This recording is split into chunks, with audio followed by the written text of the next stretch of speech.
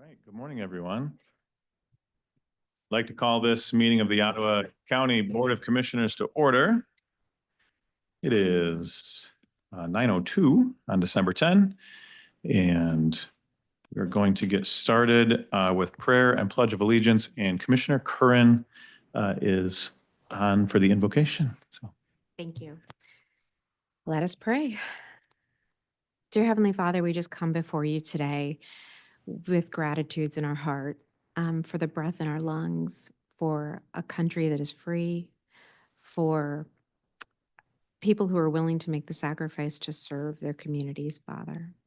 I just thank you and I praise you for all that you have done for each and every one of us, Father, that you have created us to be image bearers of you. Father, I just pray that you bless each and every person here today, that you give us wisdom and guidance to make good decisions that will honor you. I just thank you and I praise you. In Jesus' name, amen. Amen. Thank you. Will you please rise for the pledge?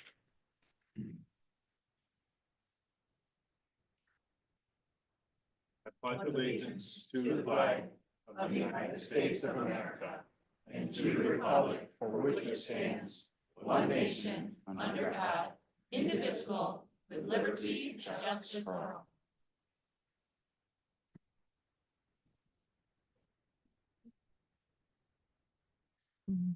Right. Will the clerk please call the roll? Ms. Cosby. Here. Heinens. Here. Mr. Zylstra. Here. Mr. Bonema. Here. Mr. Moss. Here. Mrs. Wenzel. Mrs. Curran. Here. Mrs. Rhodey. Here. Mr. Belknap. Here. Mr. Bergman. Here. And Mrs. Miedema. Here. Mr. Chair, we have a quorum. All right. Thank you.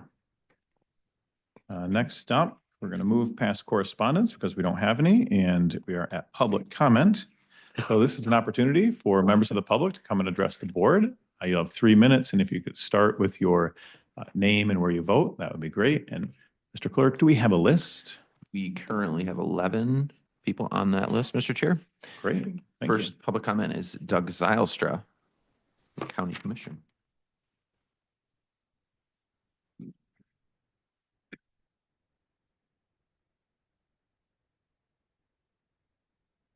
My name is Doug Zylstra, City of Holland.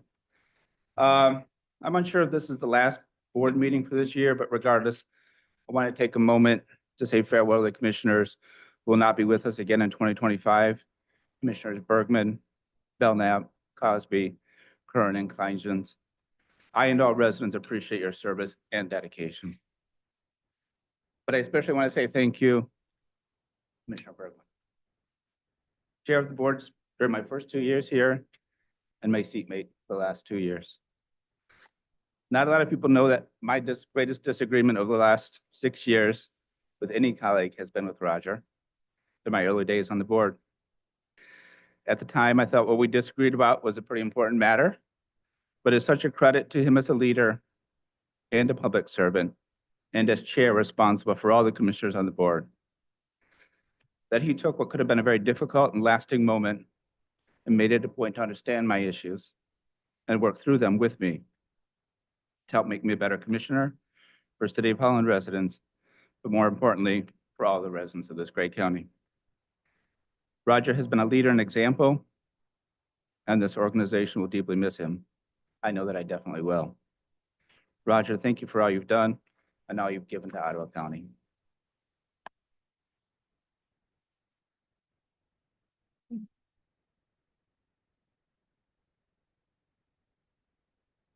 Thank you. Number 2 is Michael Johnson, Spring Lake Township.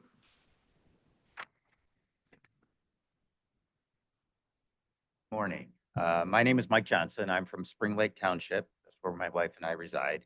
My comment this morning is regarding the decision pending on the funding of Crockery Lakes. In my 40+ years working in the corporate world, I worked for some really excellent companies. I worked for Prudential. I worked for Zurich Insurance Group. I worked for JP Morgan Chase. And so I had the opportunity, though, in my executive roles to deal with and address customer and distributor situations that are somewhat similar to what you're going to be addressing.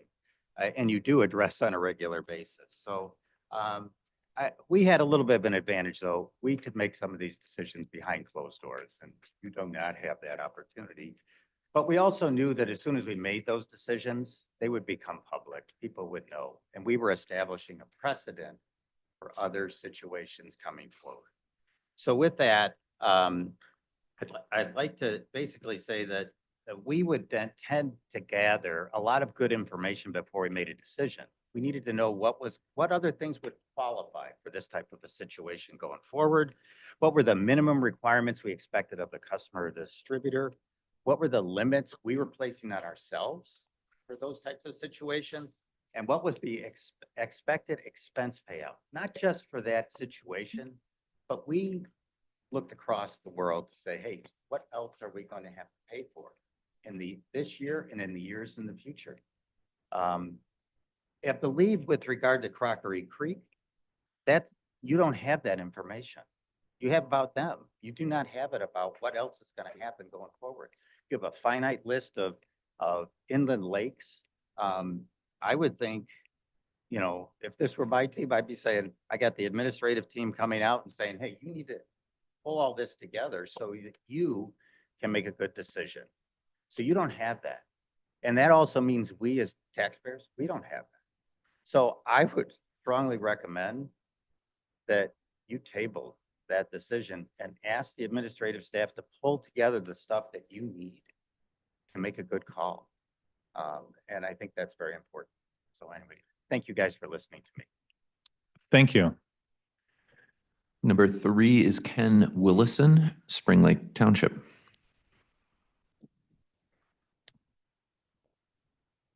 Hello, Commissioners. My name is Ken Willison. I vote in Spring Lake Township.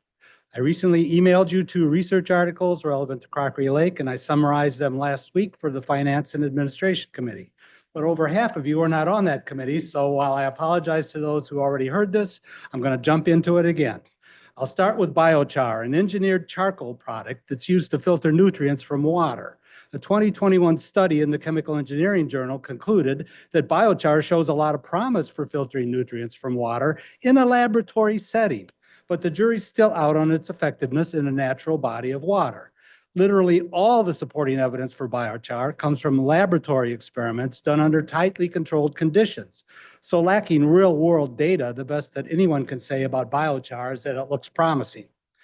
Vermont's Department of Environmental Conservation studied oxygenation, a process used to create a more stable lake environment. They found that an oxygenation treatment will often show initial improvement, but the odds are that that improvement is only going to be short-term. Unless significant improvement is also made to the watershed's input, the watershed will eventually overwhelm the treatment. Due to that fact, Vermont now requires proof that significant improvement has already been made in a watershed before an oxygenation permit can be issued. So what's being discussed as a way to improve the quality of Crockery Lake's watershed input? Well, the largest problem at Crockery Lake is runoff from farming and residential and seepage from aging septic. The current discussion addresses those problems with several best management practices, or BMPs.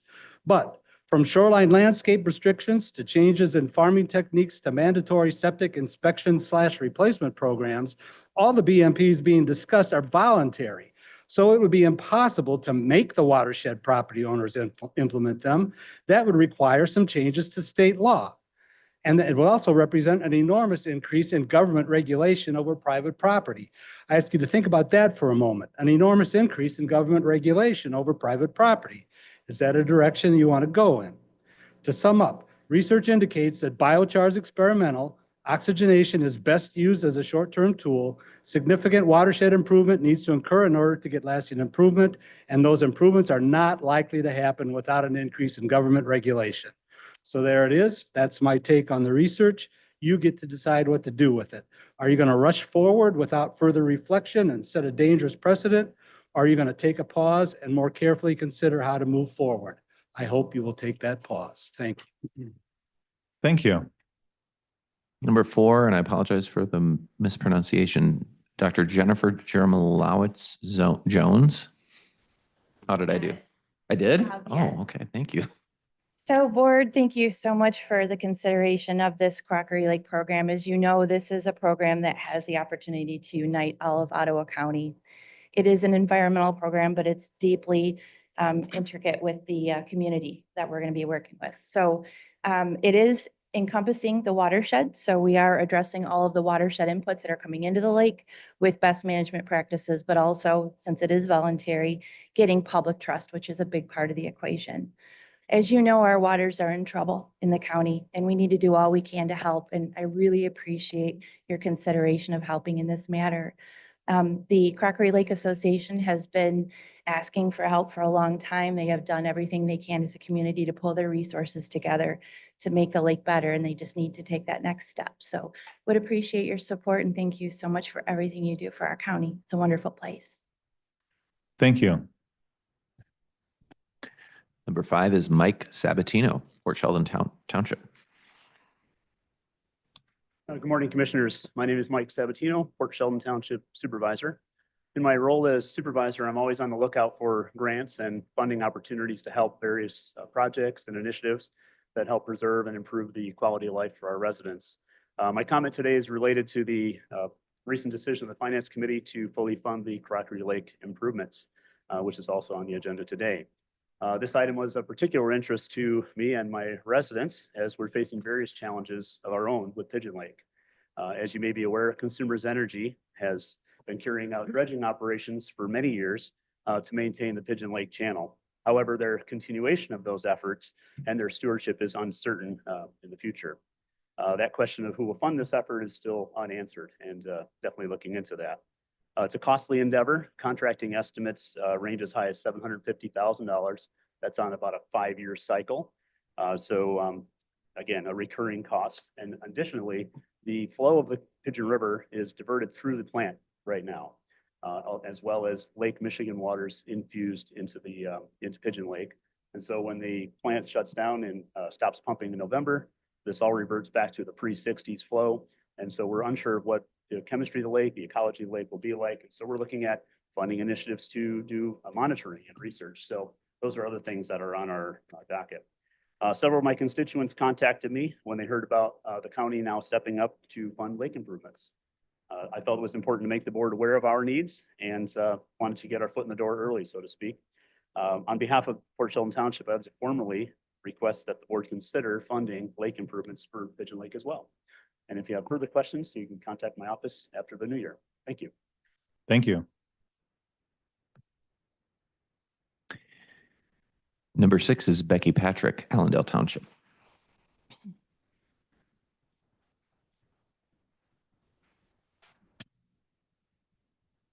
Morning, Commissioners. Becky Patrick, Allendale. First, I'd like to echo Commissioner Zylestra's comments regarding the outgoing commissioners and especially to Roger. Thank you, Roger. I'm here to talk this morning about the Crockery Lake proposal and the proposal to spend $0.6 million over 5 years. It's certainly an issue that Crockery Lake has before it and that they've been working on for a while. But I think the thought that I would like to leave you with this morning is that spending taxpayer money isn't only about funding the good things. It's about being wise in how you do it. And I would submit to you that this is not a wise proposal. First of all, it's about recognizing that we have more needs in this county than we have money. When you have competing needs, it's about doing careful planning, something that this board has not done for its entire existence. Careful planning gives the public confidence that you are looking at the big picture and that you aren't serving your own narrow interests. It is something about serving the needs of all of Ottawa County. This proposal is a prime example. As we've talked before, there are 109 inland lakes in Ottawa County, and to date, the inland lakes in Ottawa County that have been improved have homeowners who have spent considerable amounts of their own money to improve these lakes. Spending $600,000 on one lake without ever having taken a global look at this matter is reckless and short-sighted, given the scope of the need here. It's also about making sure that you maintain proper financial controls. It's extremely rare that government hands a grantee hundreds of thousands of dollars or more upfront on a project. The reason for this is simple. It's to make sure that the money is properly accounted for and well spent. But here on this agenda, we see you exactly proposing to do that. Hand over hundreds of thousands of dollars or more upfront on an arm's length transaction on Crockery Lake. For these reasons, and the facts that there are dozens, if not more, lakes in Ottawa County that could benefit from county assistance, and funneling hundreds of thousands of dollars to one lake for reasons unknown is patently unfair and irresponsible. And the fact that the way in which you propose to do it, with the county losing fiscal control of and accountability over those hundreds of thousands of dollars, I ask you to reject this agenda item. Thank you. Thank you. Number 7 is Chuck Lane, Chester Township.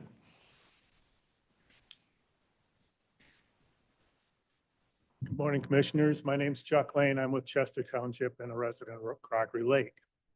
I've heard already a lot of points that people are making about your responsibility. I'm speaking from my thoughts right now, not from what I've written. I've sent you all reasons why Crockery Lake deserves this money. The fact that we are a small lake, but we are a lake with Ottawa County on it, or I'm sorry, the Gross Park on it, a county park on it. A lot of people like and recreate on Crockery Lake, a lot more than just Crockery Lake residents. It's quite a large group that would, Gross Park gets a lot of people on it. When I hear people say that you're acting irresponsibly by helping out a lake that needs help and has tried to work, we've worked since 1981, I think, or earlier than that, even trying to correct our problems on our lake. Much earlier than a lot of lakes have, but we're making our best efforts. If you go on a Clem site as an example, we've been testing on our lake since 1983. Our lake has got more tests done on it than any other lake in the Clem program. It just shows that we're making an effort. We're trying really hard to make this thing work for us. We've had 4, I think, septic attempts trying to get septic around the lake, but because we're a small lake, because we have limited income on our lake, we're not a lake like Spring Lake that has millions of people that have all kinds of funds to put out. We're a very modest lake, generational in sense, to where most people on our lake are people that have lived there, they were raised there, their parents own the lake, grandparents own the properties. So it's not like we're not trying. We're busting our keisters trying to get this thing taken care of. This is an opportunity to take the first step in what is a huge, huge thing to do for a small lake like that. But we're doing our best to do it. And we would really appreciate if you'd consider us a little more favorably in this respect. Thank you. Oh, and Merry Christmas. Thank you. And Merry Christmas. Number 8 is Betsy Ludwig, Chester Township.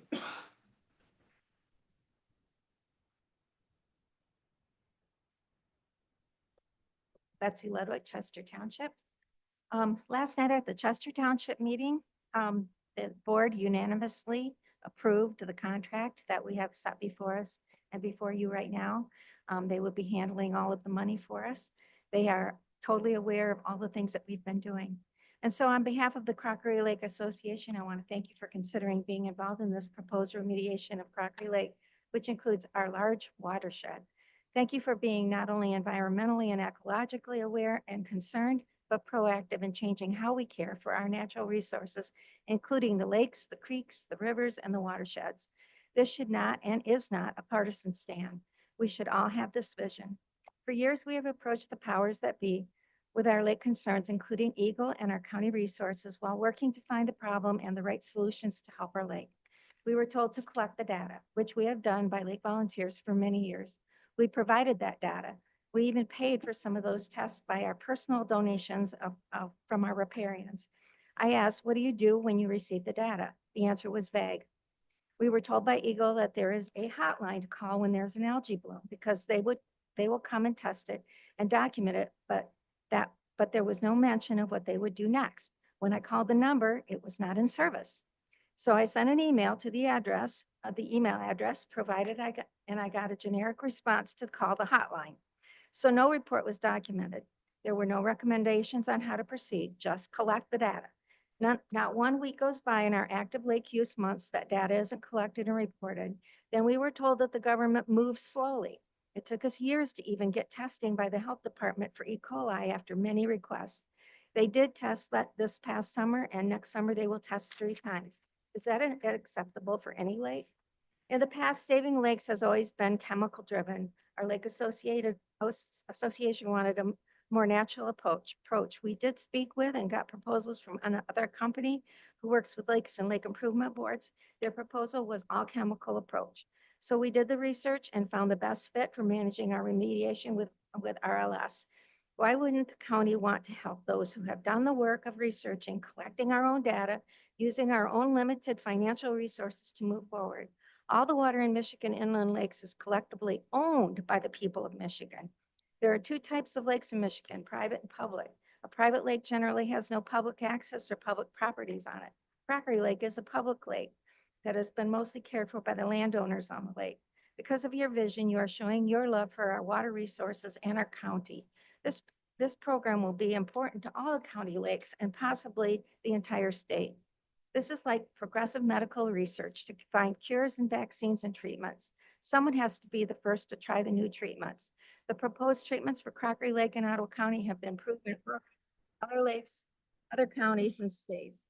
We have Thank to be you. Environmental. Thank you for your time. Thank you. Number 9 is Nancy Pockron, Georgetown Township.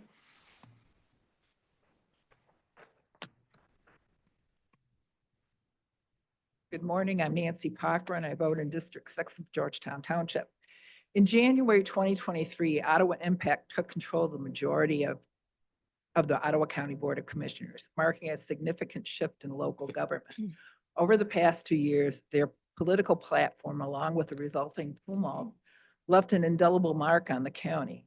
In the last year, a grassroots movement emerged, unifying concerned citizens from across the political spectrum, conservative, moderates, and liberals alike.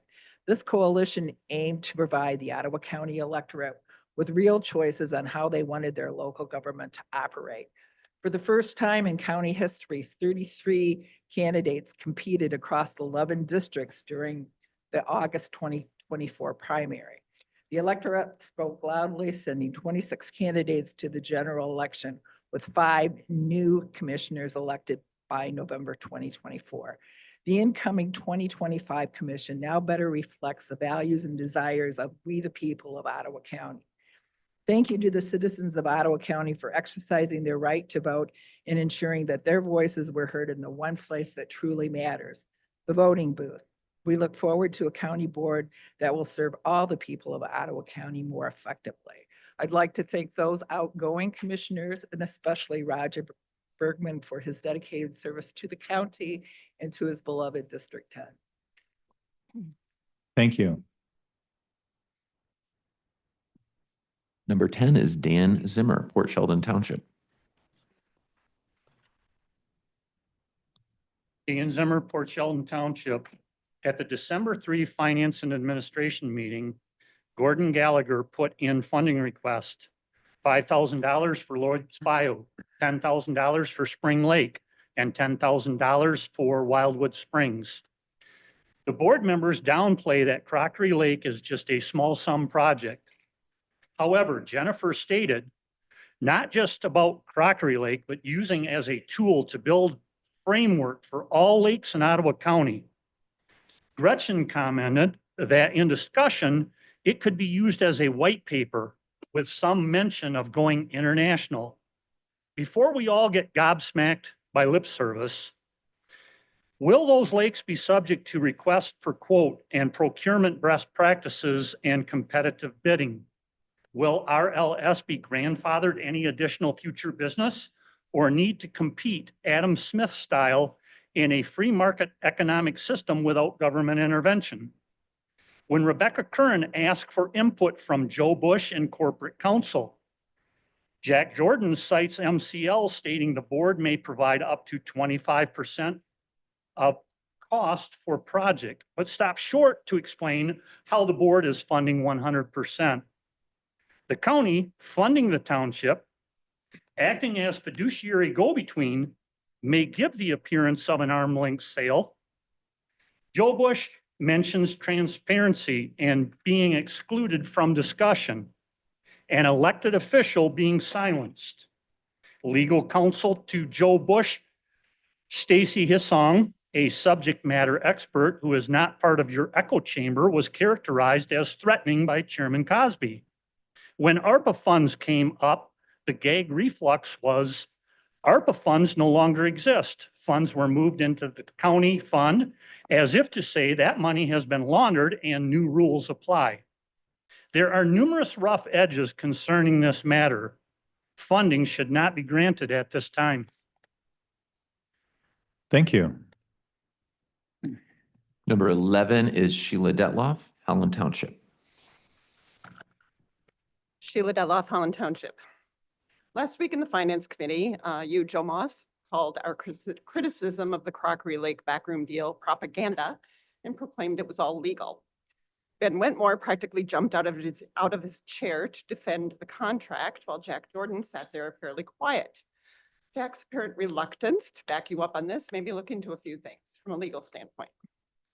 Last summer, the Crockery Lake Association was looking at a special assessment district, plus they were working with Joe Bush to request a total of $100,000 from the county.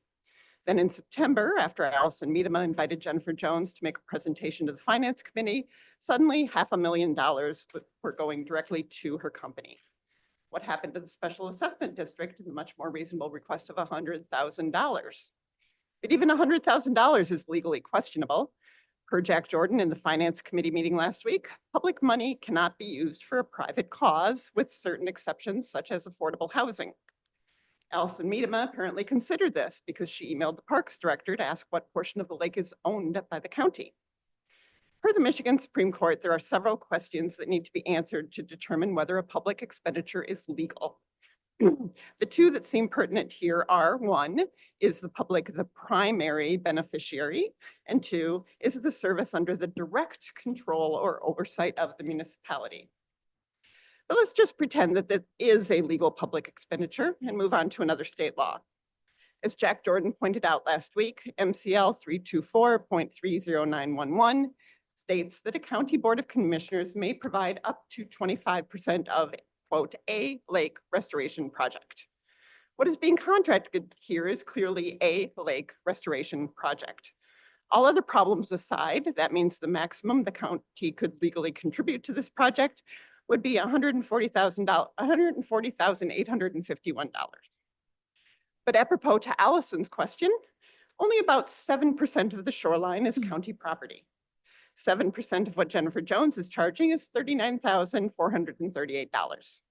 Not that anyone should be paying what Jennifer Jones is charging anyway. Finally, Michigan law requires a lake board to be formed within 60 days of an agreement on lake restoration. So the clock is going to start ticking very soon on that. All of these legal issues tell me that maybe you should not have relied on a lawyer who is not licensed in Michigan to draft your contract. Thank you. Thank you. Number 12 is Karen Obitz, Spring Lake Township.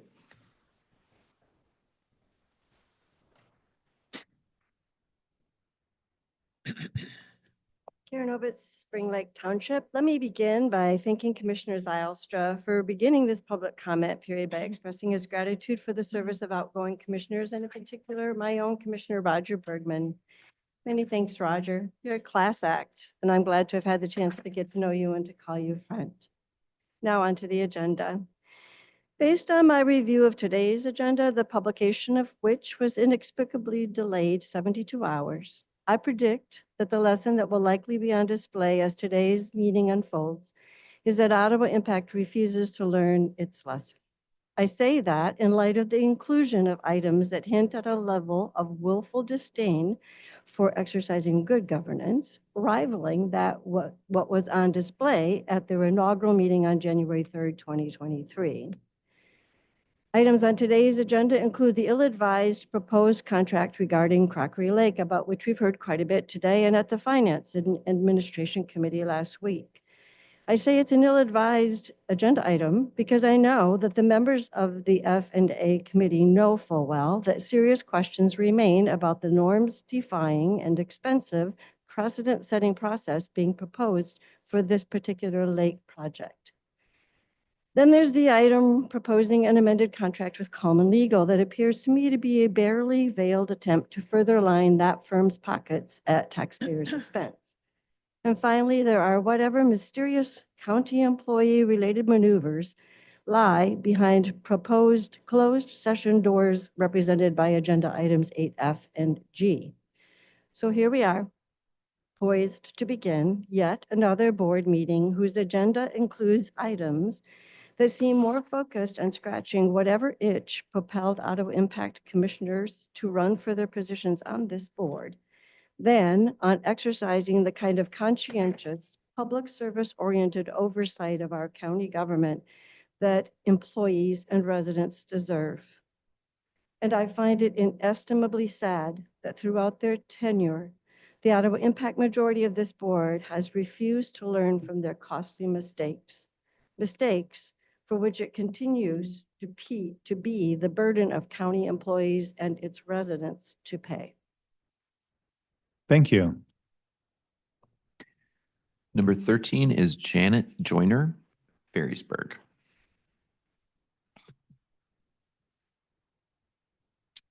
Janet Joyner, yes, I live in Ferrisburg. I have some concerns regarding committing $500,000 to the Crockery Lake restoration. I live on Spring Lake and previously served on the Spring Lake Board for some 10 to 12 years. And was very concerned about information and commentary that was circulating and posted online regarding the condition of our lake this past election season. That information and commentary had no scientific basis whatsoever, and in my opinion, amounted to some kind of scare tactics regarding cyanobacteria and dumping chemicals in Spring Lake. Again, this is during the election season.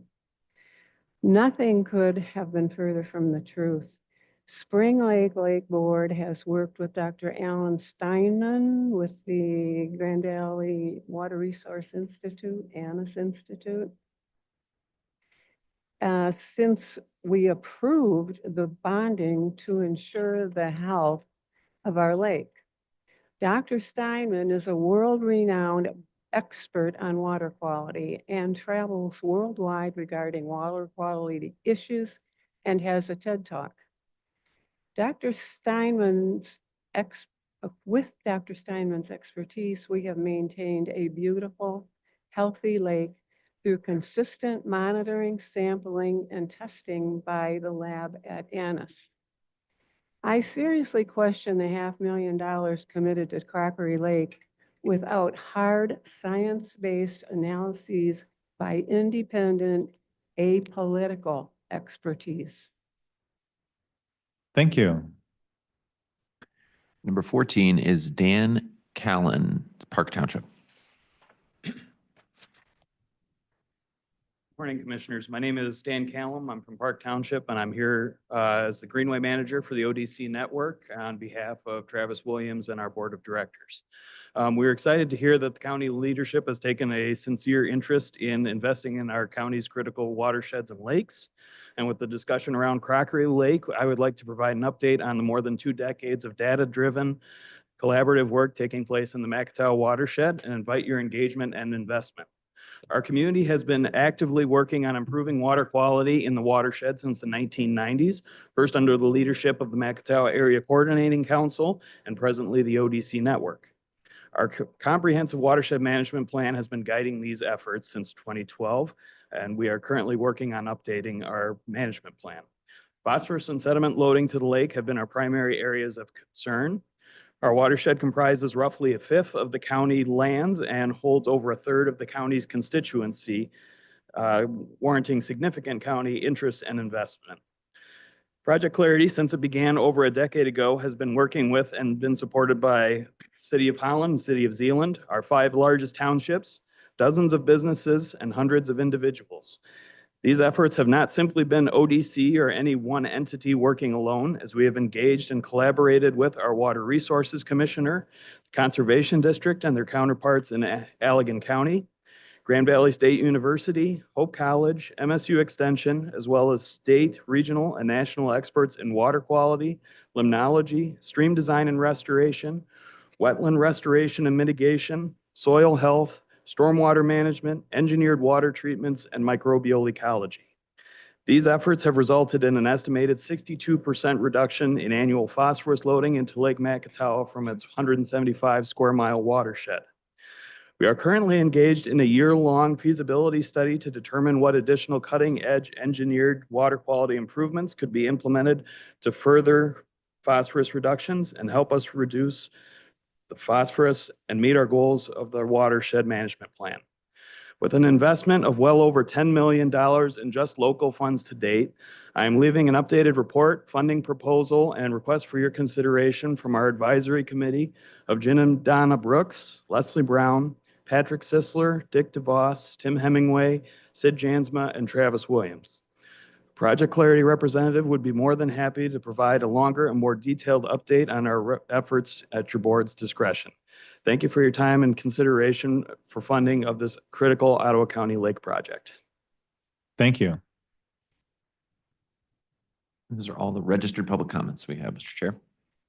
Right. Is there anyone else who would like to make a public comment?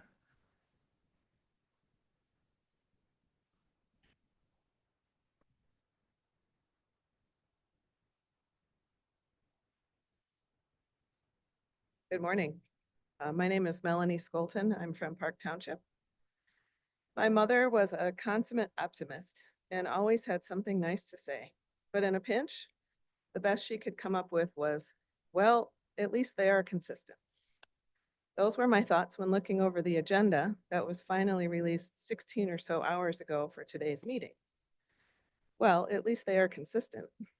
Your term started 2 years ago with a raft of surprise agenda items that included surprise firings and a surprise motto change, none of which was done through typical channels and without any employee or public input. It became clear pretty quickly that most of this group either did not understand the role of county commissioner or didn't really care. Your pattern of governance these past 2 years point to the latter. There has been nearly $1 million spent on easily avoidable legal fees, probably almost $1 million more for avoidable severances, employee drama, and grifts for favored vendors. We currently have no administrator after 4 tries. The employee base is decimated. And now the most recent employee survey was abysmal, citing among other things, a lack of trust of commissioners. You tried to make serious cuts to one of the most important state mandated services a county must provide, the health department. That didn't go well. You routinely turned away grant money that could have made life better for your residents. It seems that the most basic responsibility of a county commissioner has, which is to provide services to residents, is not your primary motivation. The current committee structure and policies and procedures are a complete enigma. Some items are brought through committees, others are not. Projects you seem not to like are thrown out for some obscure policy issue, while projects you do like have no need to follow any stated policy at all. The agenda for this meeting is just more of the same. Requests for additional personnel that were not brought through committee, 2 employees requesting closed sessions for reasons we don't know, a favored vendor who was hired outside of county policy is requesting to be paid upfront for future work and not be held accountable for work they have performed thus far. And a new pet project, which also seeks to prepay a favored vendor who has the potential to be hired outside of county policy, unless enough commissioners at the table today have the guts to reject it. Over the past few weeks, you have heard a number of sound, reasonable arguments why the Coleman Amendment and Crockery Lake Agreement both be voted down today. I hope you will seriously consider them and vote no on both agenda items. Thank you. Thank you. Is there anyone else who would like to address the board? Kim Nagy, I live in Georgetown Township, District 7. I did a quick property search for things for sale on Crockery Lake. First thing that pops up is $549,900. And the property description says, enjoy sunset views over your private lake frontage on beautiful all sports Crockery Lake. I understand that there is some public access on Crockery Lake, but this is a private lake, as Spring Lake. Spring Lake has a tiny public beach. If y'all want to pay for the cleanup, then it should be public. The whole darn thing should be able to walk down the neighbor's driveway, hop on their beach and go enjoy the sports. I couldn't afford 549,000, so I'm not buying the argument that this is a lake that is owned by people who are low income. So I would also emphasize, I think there may be space for helping the lakes. There may be room where the county should be helping out with cleanup of the watershed. But there needs to be some solid study, some discussion, and how it's going to be a comprehensive plan, including all of the lakes in our county, if we're going to go down this path, not a pet project for Allison Meadam. Thank you. Is there anyone else who would like to address the board? Hi, my name is Molly Ziegler and I vote in Spring Lake Township. I wasn't sure if I was going to give my public comment as I'm nervous about retaliation. I think you already have your minds made up as I see you laughing at the public comments, but here I go. I'm not what many would refer to as a frequent flyer of these meetings. In fact, I've never been to one. The only time some of you have ever heard from me was last week when I sent an email to the Finance Committee, which went ignored by half. I'm a fiscally conservative Republican through and through. I oppose spending tax dollars on Crockery Lake. It doesn't matter where the funds are coming from. That money could be used on a project that benefits all citizens and not less than 1% that live on Crockery Lake. I do have sympathy for those who live on Crockery Lake. However, they chose to not aggressively assess their lake residents like every other lake in the county does, and this is what happened. You should know, however, they are collecting thousands of dollars for their fireworks fund. Their fiscal priorities are off, and while that made a huge mess for them, it is not the responsibility of the rest of the taxpayers in Ottawa County. If you are going to move forward, despite many concerns, according to Michigan law, the county may provide up to 25% of the cost of lake improvement project on any public inland lake. Why you are jumping to 100% because they failed to create a lake board is beyond me. That, coupled with not bidding out this project, is a real disservice to the taxpayers of Ottawa County. Thank you. Is there anyone else who would like to address the board?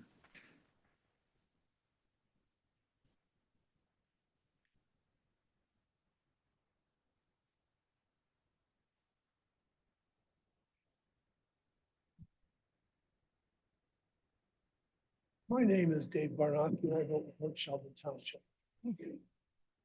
I'd like to thank Roger for his service, Doug for his endurance, and Chris for all the abuse that he's taken for the short time he will serve on this board. I'm the founder of the Ottawa Objects Facebook group. Founded it 2 years ago, January 4th. The day after you pulled your surprise. We eventually rose to over 5,000 members. We've fallen back from that since.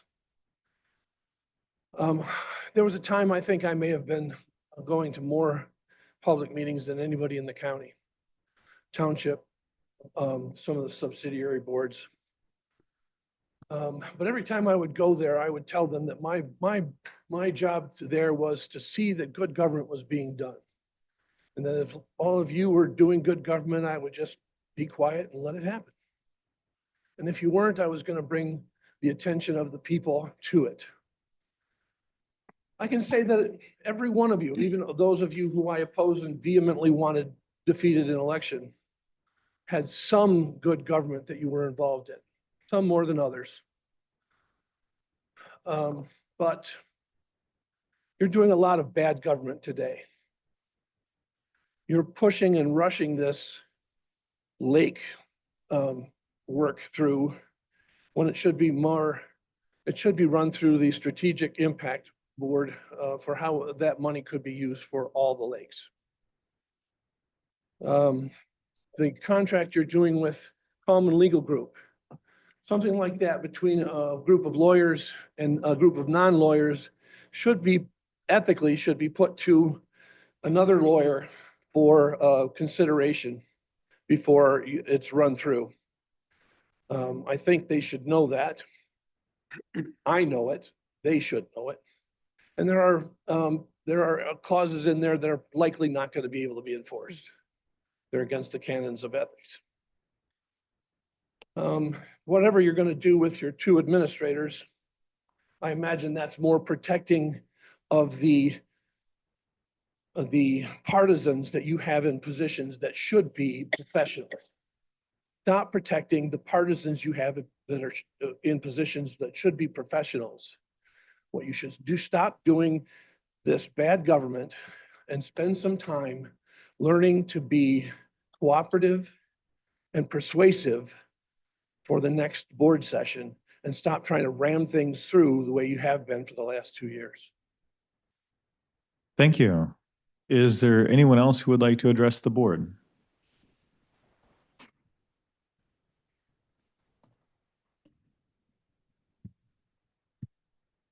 Jerry McCaleb, West Olive, and I'm here, just want to thank you commissioners for the hard work that you've been doing, and particularly for the abuse you've taken, the verbal abuse from a consistent group of naysayers and critics that no matter what it is you do, they find a ton of things wrong with it. I want to personally thank Roger Belknap. I know I'm not supposed to be talking to him, so through Joe, saying, Roger, thanks for the last 2 years of your very hard work in my district, and also Gretchen for your hard work. And I just appreciate and I wish you all well as this board turns over. So I would like to make a couple of other comments. One is, I know this Rosie Mound expansion is on your agenda. Rosie Mound was my backyard, my growing up backyard. And I'm very concerned about the development, proposed development there, because, you know, in my opinion, all of the, you know, we have so much parkland, rich parkland in Ottawa County. It's beautiful. But it's no parkland is free or cheap. And the more you build, the more you have to maintain and the more it costs you. And Rosie Mound is such a special place. And it has two issues. It's active moving sand, and it is not very accessible. So whatever you do is going to take a lot of work and a lot of destruction of I don't know, you can't, when I see improvements in parkland, I don't know how you improve on dune land and natural processes. And I certainly, when I haven't even been out to the Ottawa Sands, but when I see all this stuff that's built out there, with, what I think is you got to maintain that. And if you're going to build a bunch of stuff in Rosie Mound, it's not easy to get to. And now you got to take care of it. So less is best. Let the natural forces be the natural forces. Let these winds and sands do what it is they do. And whoever's working on this and going to plan on this, take all that into consideration of the active dynamics that happens there. That's like saying my years of 20, 30 years of watching what goes on in those dunes, in those hills. You've got to be aware that's an active area. And the less you do, the better off everybody is, the more beautiful it becomes. So less of an investment. Anyway, thank you all for all your hard work, and appreciate what you've done. And I continue to support you as you go forward. Thanks very much. Thank you. Is there anyone else who would like to address the board?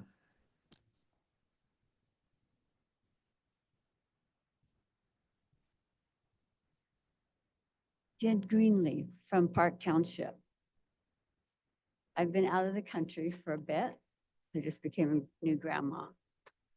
But not trying to catch up with everything that I've missed.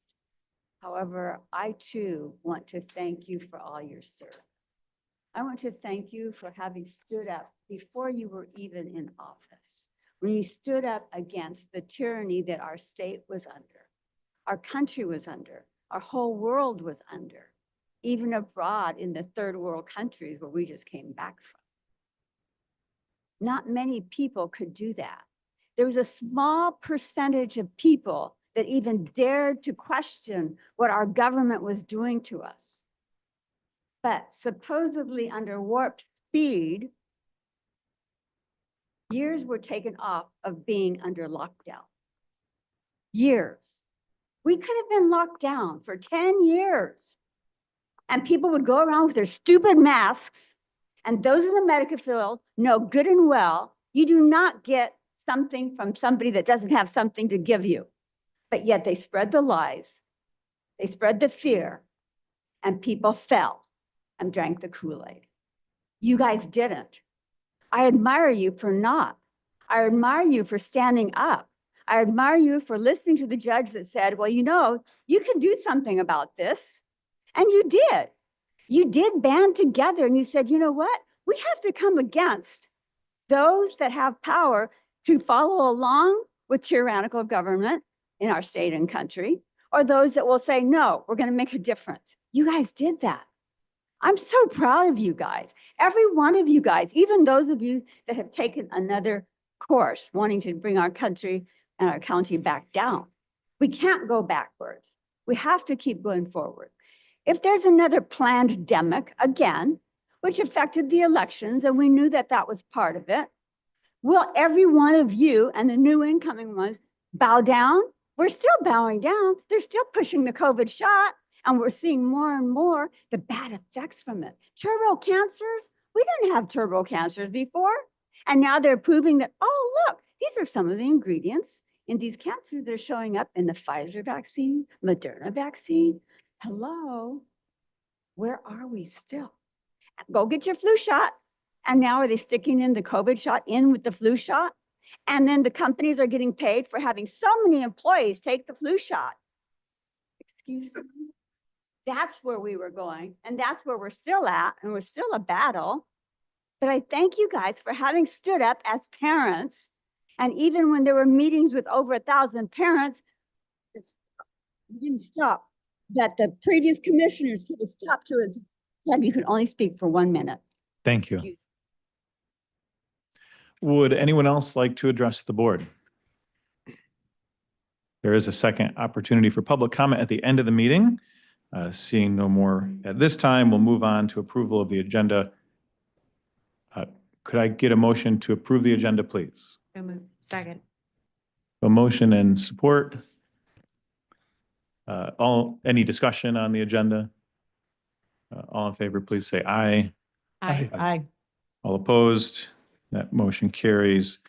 Up next is the consent resolutions. Could I get a motion to approve the consent resolutions, please? So moved. The motion and support. Thank you. Any discussion? Commissioner Zalstra? Yeah, if we could remove 7B, please. 7B. All right, we'll remove that and move that down to J. Anything else? Mr. Chair, just quickly, your agenda today has the November 12 minutes for approval under the clerk's portion of the consent, and that should be the 26th. So we have sent out and updated, I believe Jordan just updated the actual packet with the meeting minutes of the 26th as well. Thank you. So we're So we- approving the 12th and the 26th? The 12th was approved. Oh, okay. All right, just 26th. So your call if you want to approve the 26th now or want to wait until the meeting on the 19th to do so. I think that's fine as well.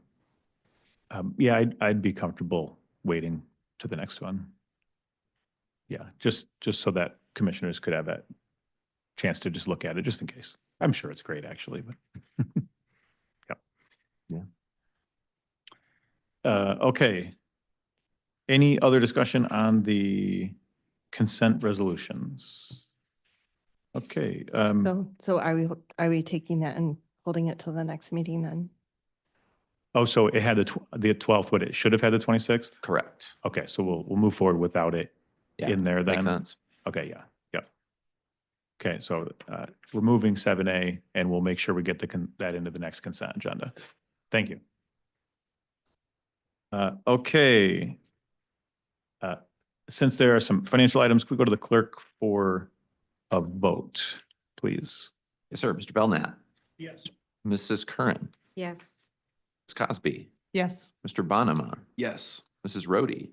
Yes. Mr. Zylstra. Yes. Mrs. Wenzel. Mrs. Miedema. Yes. Mr. Kleinyans. Yes. Mr. Bergman. Yes. And Mr. Moss. Yes, Passes. right, and thank you for that. Okay, up next would be 8A, Crockery Lake Contract with Chester Township. The suggested motion is to approve and authorize the board chair and clerk register to sign the agreement for the care, management, and maintenance of land located at Crockery Lake and to appropriate $563,404 from the general fund balance, Monsanto Reserve, for the purpose of funding this agreement. So moved. So motion, is there support? Support. Motion and support. I'll open it up for discussion. And do we have someone to present here, Mr. Wetmore?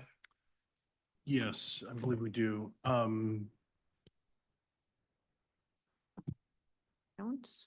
Dr. Jones, would you like to present? Dr. Jones would be here to present.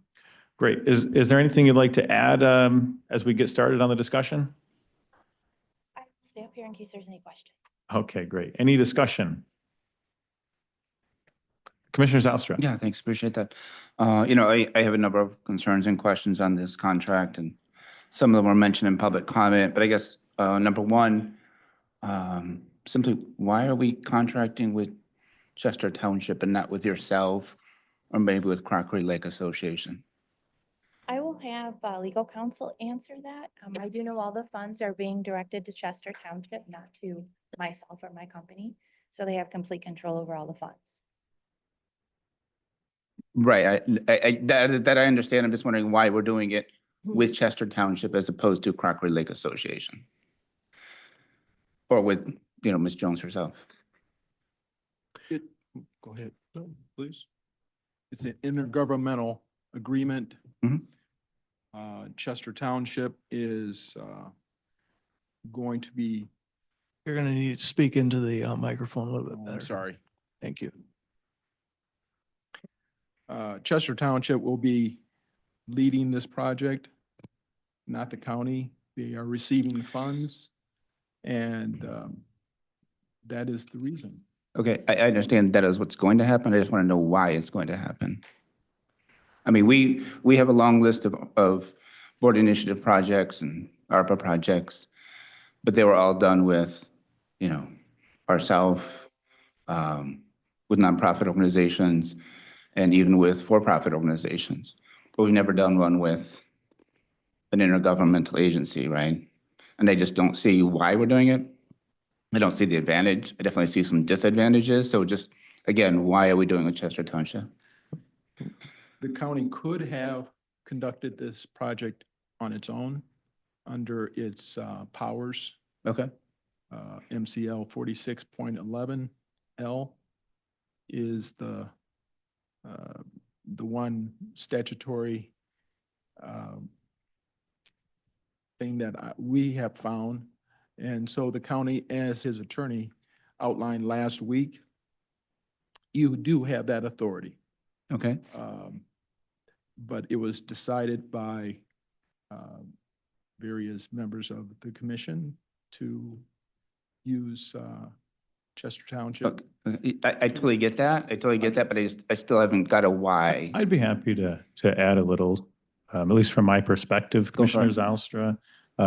First of all, this is not an ARPA project. I said board initiatives and ARPA because we do have ARPA projects as well as board initiative projects. And I'm just looking at the catalog of projects. Yeah. Okay. Yeah. This is neither ARPA or board initiatives. Is that okay? Are you aware of that? Okay, go ahead. Okay. Sure. Just making sure because you had brought up Go ahead. a different source.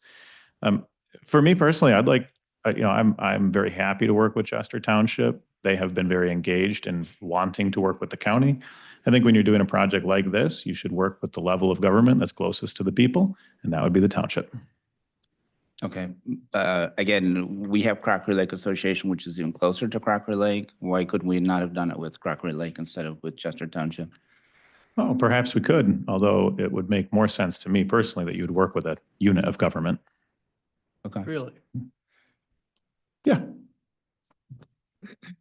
I guess I'd just like to make a motion to send this back to corporate counsel and have the contract rewritten, starting with the idea that, we're not going to use Chester Township, but yet either go straight with Dr. Jones or with Crockery Lake Association.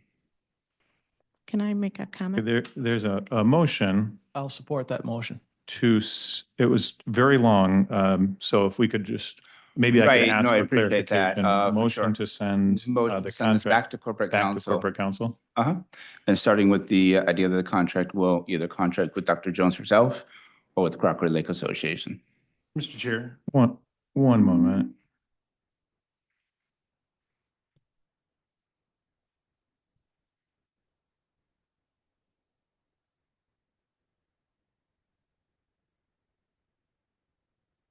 Okay, yes, Mr. Administrator, go ahead.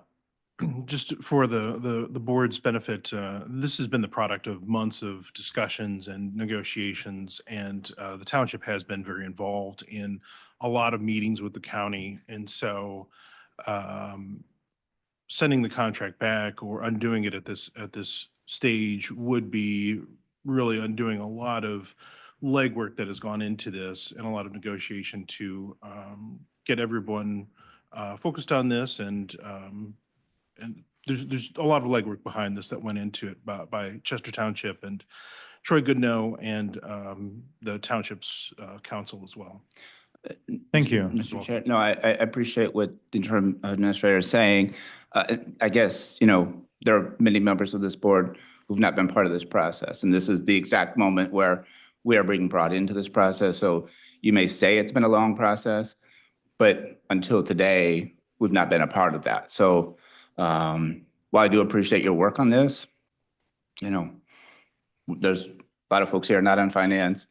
We're not part of the discussion inside finance and outside of finance, and this is our first attempt to look at that. And I still have not received, for me, a decent reason why we need to go to Chester Township as opposed to going straight to the vendor herself or with Crockery Lake Associates, which I understand is a certified nonprofit.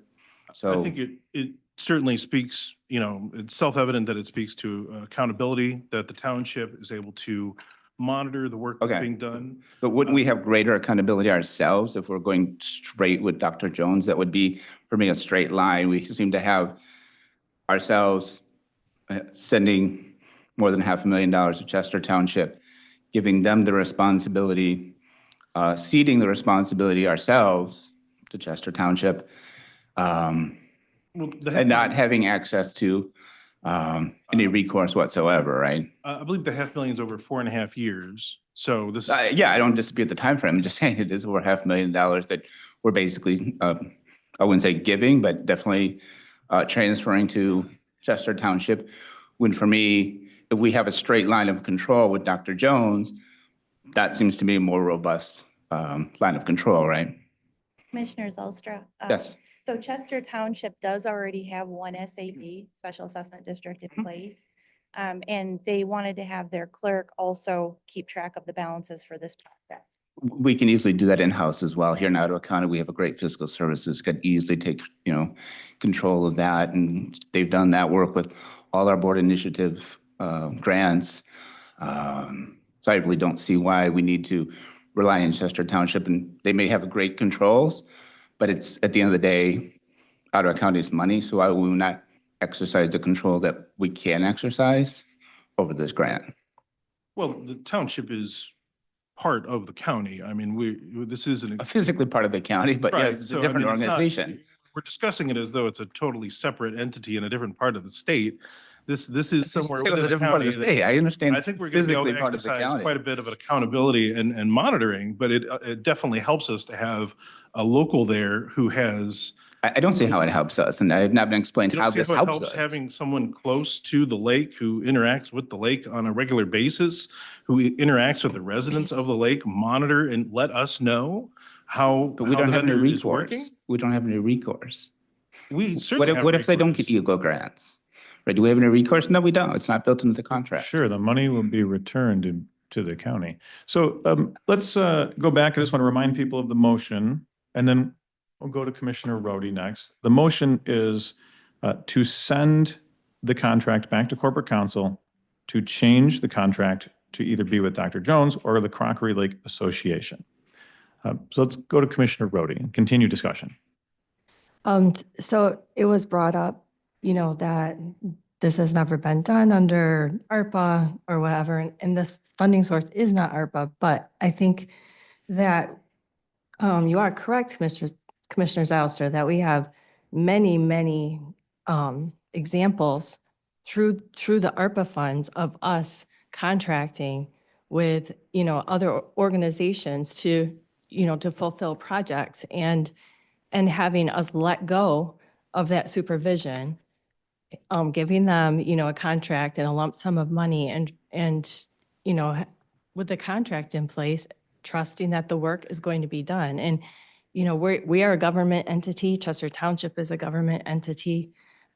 Perhaps more should have been done under ARPA with other government entities and less with nonprofits, non-governmental work. And so, again, just speaking of, of that as an example, because this is not going to be coming out of board initiatives, but I think that there's plenty of examples of us trusting other people to do the work and, having a contract and paying them for doing it. So, I don't personally see a difference between that and working with Chester. In fact, I appreciate the fact that we are partnering with another government entity. Commissioner Kleinian. I kind of see that as being a deflection, but aside from that, typically when we've ventured into these sort of arrangements, along with the board packet comes what can only be described as an overwhelming amount of information affirming that this is definitely the way to go. And with this at both points, last week's Finance Committee meeting and here now, we have a contract. As was brought up in public comment, we are essentially doing this for a period of, as mentioned, over 4 years. In the September meeting, I believe Dr. Jones mentioned that like the initial first year was going to be between 100 and 150 for the cleanup, with 100,000 after every year afterwards, provided that some of these best practices are put into place. The best practices piece, which is arguably the least costly, we're going into this with no assurance that those best practices, which have been pointed out, are entirely voluntary, are going to be there by the time this money runs out. So I feel we're being put in a position where, lacking any assurance that there's going to be some sort of sincere, motivated effort on the part of the township to put those things into practice within their watershed, we're going to be on the hook for 4 years down the road if, for example, the agricultural community hasn't gotten on board with changing their fertilizing procedures. If, for example, the sewage mitigation that I believe part of this is going to pay for hasn't come about, we're going to be on the hook of having spent 4 years cleaning up a lake that we now will have to pay to continue cleaning, regardless of the fact that the points of pollution that are causing the problem haven't been fixed. It just seems like we are, without having, again, the fuller extent of what the discussions were and who was going to do what and when, we're just giving money with a trust because there's no data in this packet that sort of affirms that the things that this is going to do are going to happen. And again, all I have to go off of is, your comment at the meeting on the 4th and then the meeting last week, as far as this is the plan that we have in place. There is no plan in this packet, so I don't know how we can actually support it. Commissioner Miedema. So, I think there's a lot that other board members want to share on a variety of topics, but I believe the motion at hand currently is who the contract's with. And I guess I just want to bring up that often if a township is not able to perform the work on their own for a variety of situations, that is contingent on them reaching out to a county, asking if they would partner. And so for me, that would be a reason to consider why we're going with the contract, allowing the township to take the responsibility, because it's not something that they're able to do on their own. And so it's asking for another governmental entity to come alongside of them to assist. And I do think that by having both Chester Township as well as us working together, we do have more opportunities for more to be shared. So if this gets approved today, we have the opportunity for, I think, more oversight by having both the township as well as the county overseeing the work, and that It gives Dr. Jones the authority to come and, actually the responsibility to come and speak to both the township as well as to the county by collaborating with the county. And so that's one reason that I saw is doing our due diligence of working directly with the township.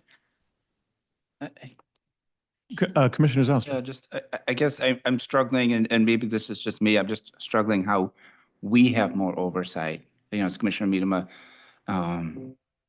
asserted, I see this contract as us, you know, forgiving, or, you know, however you want to phrase that, over $500,000 to Chester Township. And I don't really see anywhere in this contract where we really have any authority, any recourse, any oversight once we've cut that check, right? Now, maybe I'm not reading this right. I'm not a lawyer, but I don't see any place in this contract where it says, you know, if XYZ happens, if Eagle permits don't happen, then this contract is null and void, and et cetera, right? So I just don't see it. Any additional comment? Mr. Wetmore. Mr. Chair, I think Commissioner Zylstra might benefit from perhaps legal counsel explaining what the terms material breach to a contract would be and what the lack of fulfilling the purpose of the contract would be, in which case the county would have recourse. If nothing was done, the money would revert back after 5 years. If they spent the money on things that were not appropriate, we would be able to we would have recourses even if they're not explicitly within the contract. Yeah, go for it. Try to put you on the spot, Jay. That's all right. And Mr. Wetmore is correct. If there is a breach in any way, the monies get reverted back. Where in the contract does it say that, Jack? Sorry. In terms of provision 10D, return of funds. If expiration or termination of this agreement occurs at a time when the township still has possession of unobligated lake restoration funds, the township shall return the unobligated funds to the county. Right, I get that point, but it doesn't And- really talk about what causes the expiration or termination. Such as, and you asked about this earlier, to the extent that use of some of the funds are dependent on a contingency that is not met, such as the issuance of a permit. So if the permits are not issued by Eagle, sure, the monies get returned to the county. Okay. Fair enough. Commissioner Bonema. Yeah. Jack, I was just curious about the conversation around creating this contract. I believe Commissioner Zylstra is referring to default provisions, and you've kind of outlined a little bit of that. I don't think it's as specific as we would like to see it, but just thinking through other capital improvement projects that we've worked on, we usually have funding milestones inside of these agreements where once permits are issued, that would release the next amount of funding. Once this task is completed, it would release the next amount of funding. Was that discussed at all on having funding milestones of any kind in this versus just giving all the money up front and hoping for the best?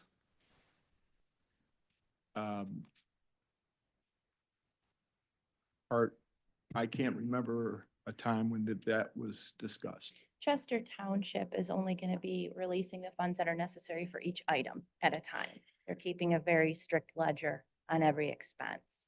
And then we're going to be giving quarterly reports to the county on the progress of the project. So would we as a new board next year, if we see something going in the wrong direction and decide to pull that funding back, am I understanding that we can order that based upon a vote of this board?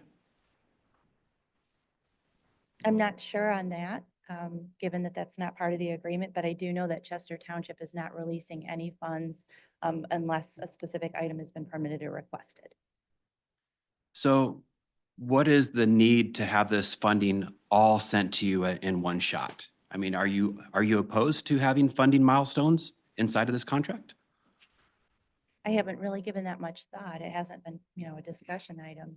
We've been more concerned about getting moving on the project because of the need and the extent of which we have to accomplish. Which the milestones would accomplish? So it's setting goals and objectives, which is what we're doing. Mhm. But that would trigger the funding, right? So once the next phase is approved, the funding could be released for it. Are you opposed to that structure inside of a contract like this? I think it makes sense to keep it simple with all the other agreements that the county has, have a large balance, held by the township and have the township be responsible for the releases of the funds. How come does that make sense to you, Dr. Jones? It's just a simpler model, It's a simpler amount? simpler model. Model. It seems like we are taking all of the risk, because just to be clear, the county is not performing any of this work. Correct?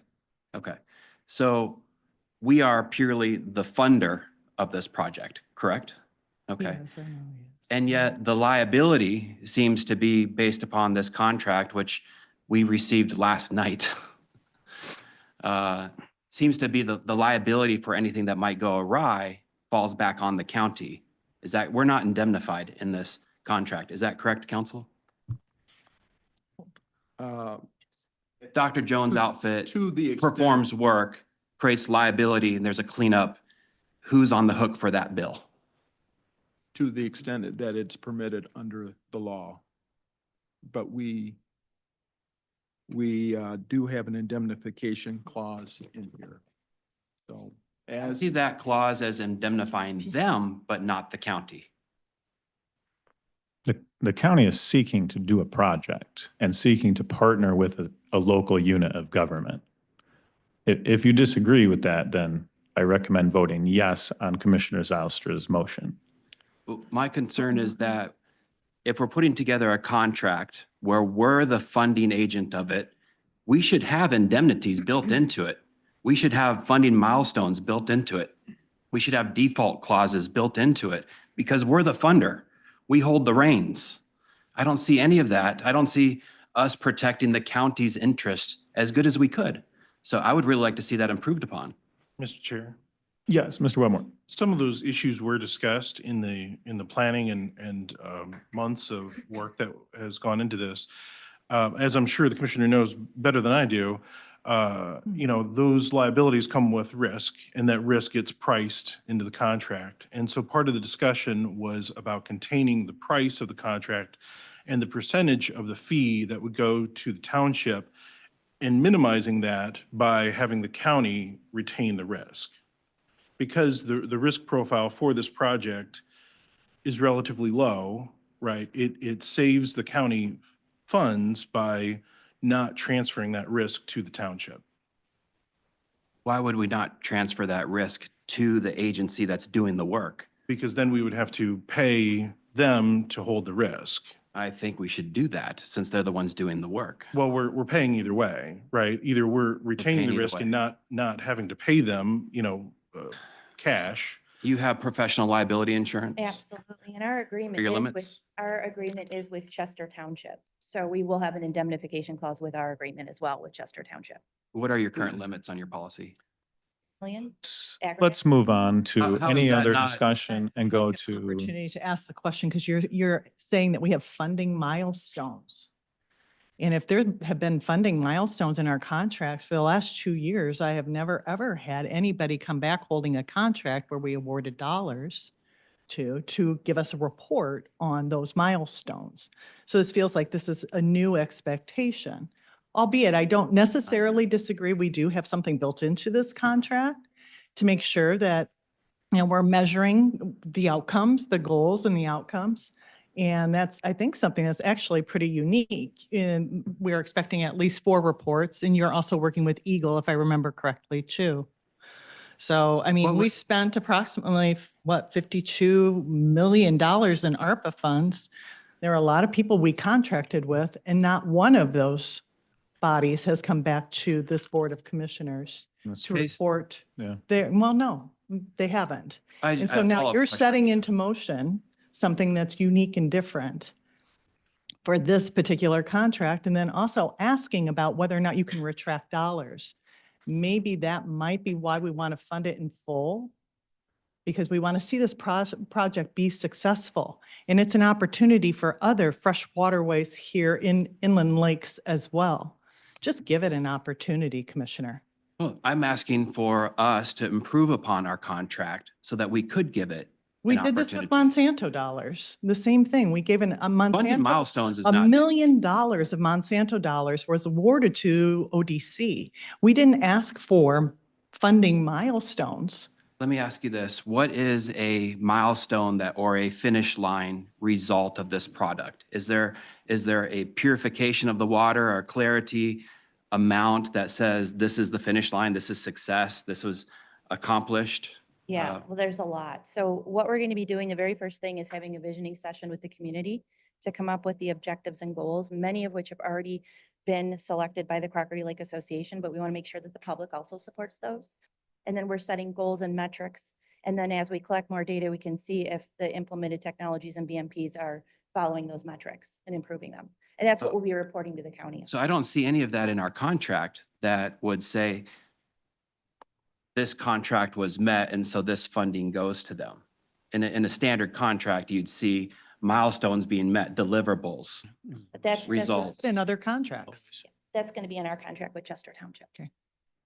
Wonderful. So I guess I would go back to recommending that if you don't like how it looks, or you would like to support Commissioner Zylstra's motion to vote yes, to send the contract back to corporate counsel for a change. And go back to corporate counsel for another comment. Yes, to follow up on Commissioner Zylstra's question, it's again in provision 10, but this time it's C. Mhm. And if you look at that, it says terminating for cause. Okay, no, and I get it, but Commissioner Bonham has talked very about specifics. Commissioner, and there is Commissioner no- Zylstra, if you could please just allow I counsel wanna to clarify. finish a statement, please, so that I do not have to gavel you. Thank you. Commissioner Moss. Thank Down. you. Please continue, Mr. Just real Jordan. quick, it's either party, and the parties are Chester Township and the county. May immediately upon written notice to the other party terminate this agreement. Thus, the funds would be returned to the county. I had something else I wanted to say, but Well, material breach, what does that mean? well, not something minute. Material means it has to be substantial. That's what a material breach is. So what would it be an example of that? Contract. Yep. Purchasing a roller coaster. Yeah, that's a good example. Doing something outside of the scope of the project. That is not going to Crockery Lake, but then it's being diverted, the funds are being diverted to another lake or another project, something of that nature. Call the question.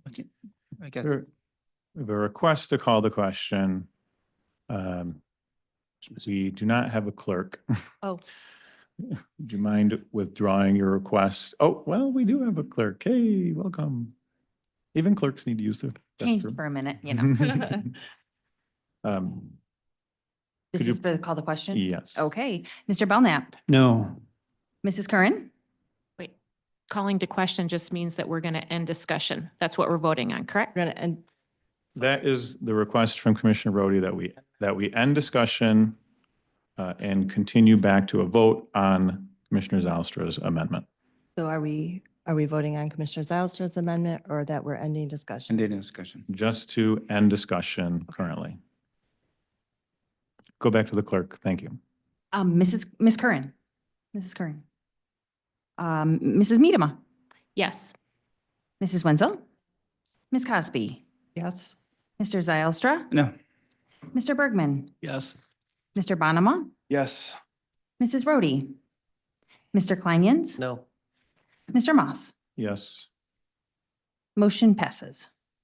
Okay, so we're done with discussion on that particular portion, and we're going back to the current amended motion, which would be to send, motion to send this agreement back to corporate counsel to change the contract to either be with Dr. Jones or the Crockery Lake Association.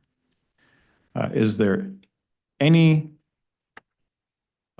Oh, and we will go to the clerk for a vote on Commissioner Zylstra's amendment. Ms. Cosby, No. Mr. Bergman, Yes. Mr. Zylstra, Yes. Mr. Bonham, Yes. Mrs. Wenzel, Mrs. Medema, No. Mrs. Curran, No. Mr. Kleinjans. Yes. Mr. Belknap, No. Mrs. Rhodey, No. and Mr. Moss. No. And the motion fails.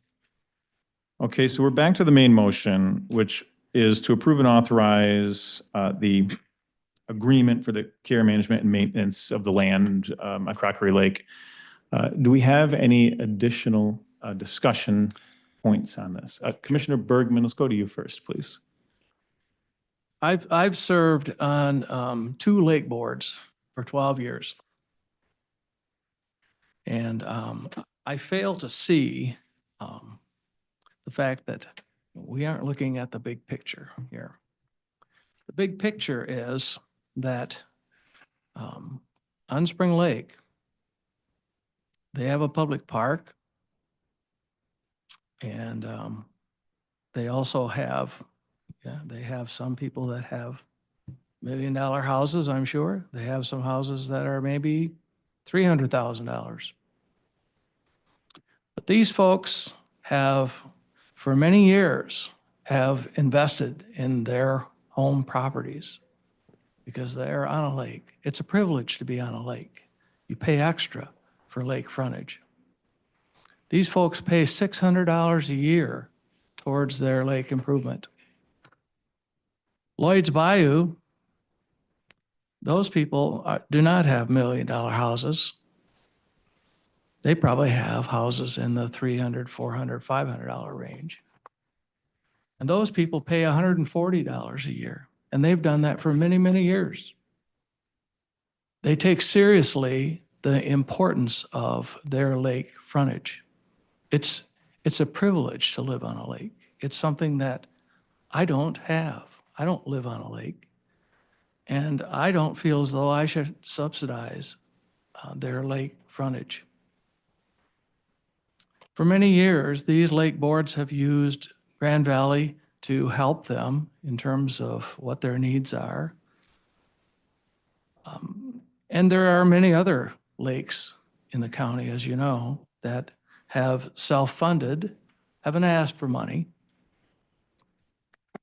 The big quick picture I think that we're missing is that if we decide to do this, if we move forward, and as the gentleman talked about the Macatawa Greenway and the Macatawa Lake and that river and all of the water frontage there, and how they have worked hard to provide for their needs over the years.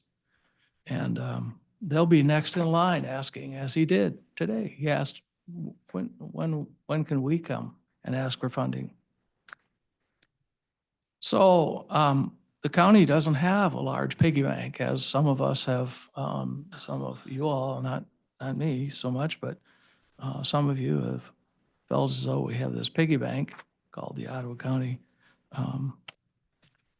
Resources. The only way I can see us being able to fulfill this big picture of funding for all these 102 or 108 or whatever it is, lakes, is perhaps we ought to be talking about a millage for lakes and see how that goes over.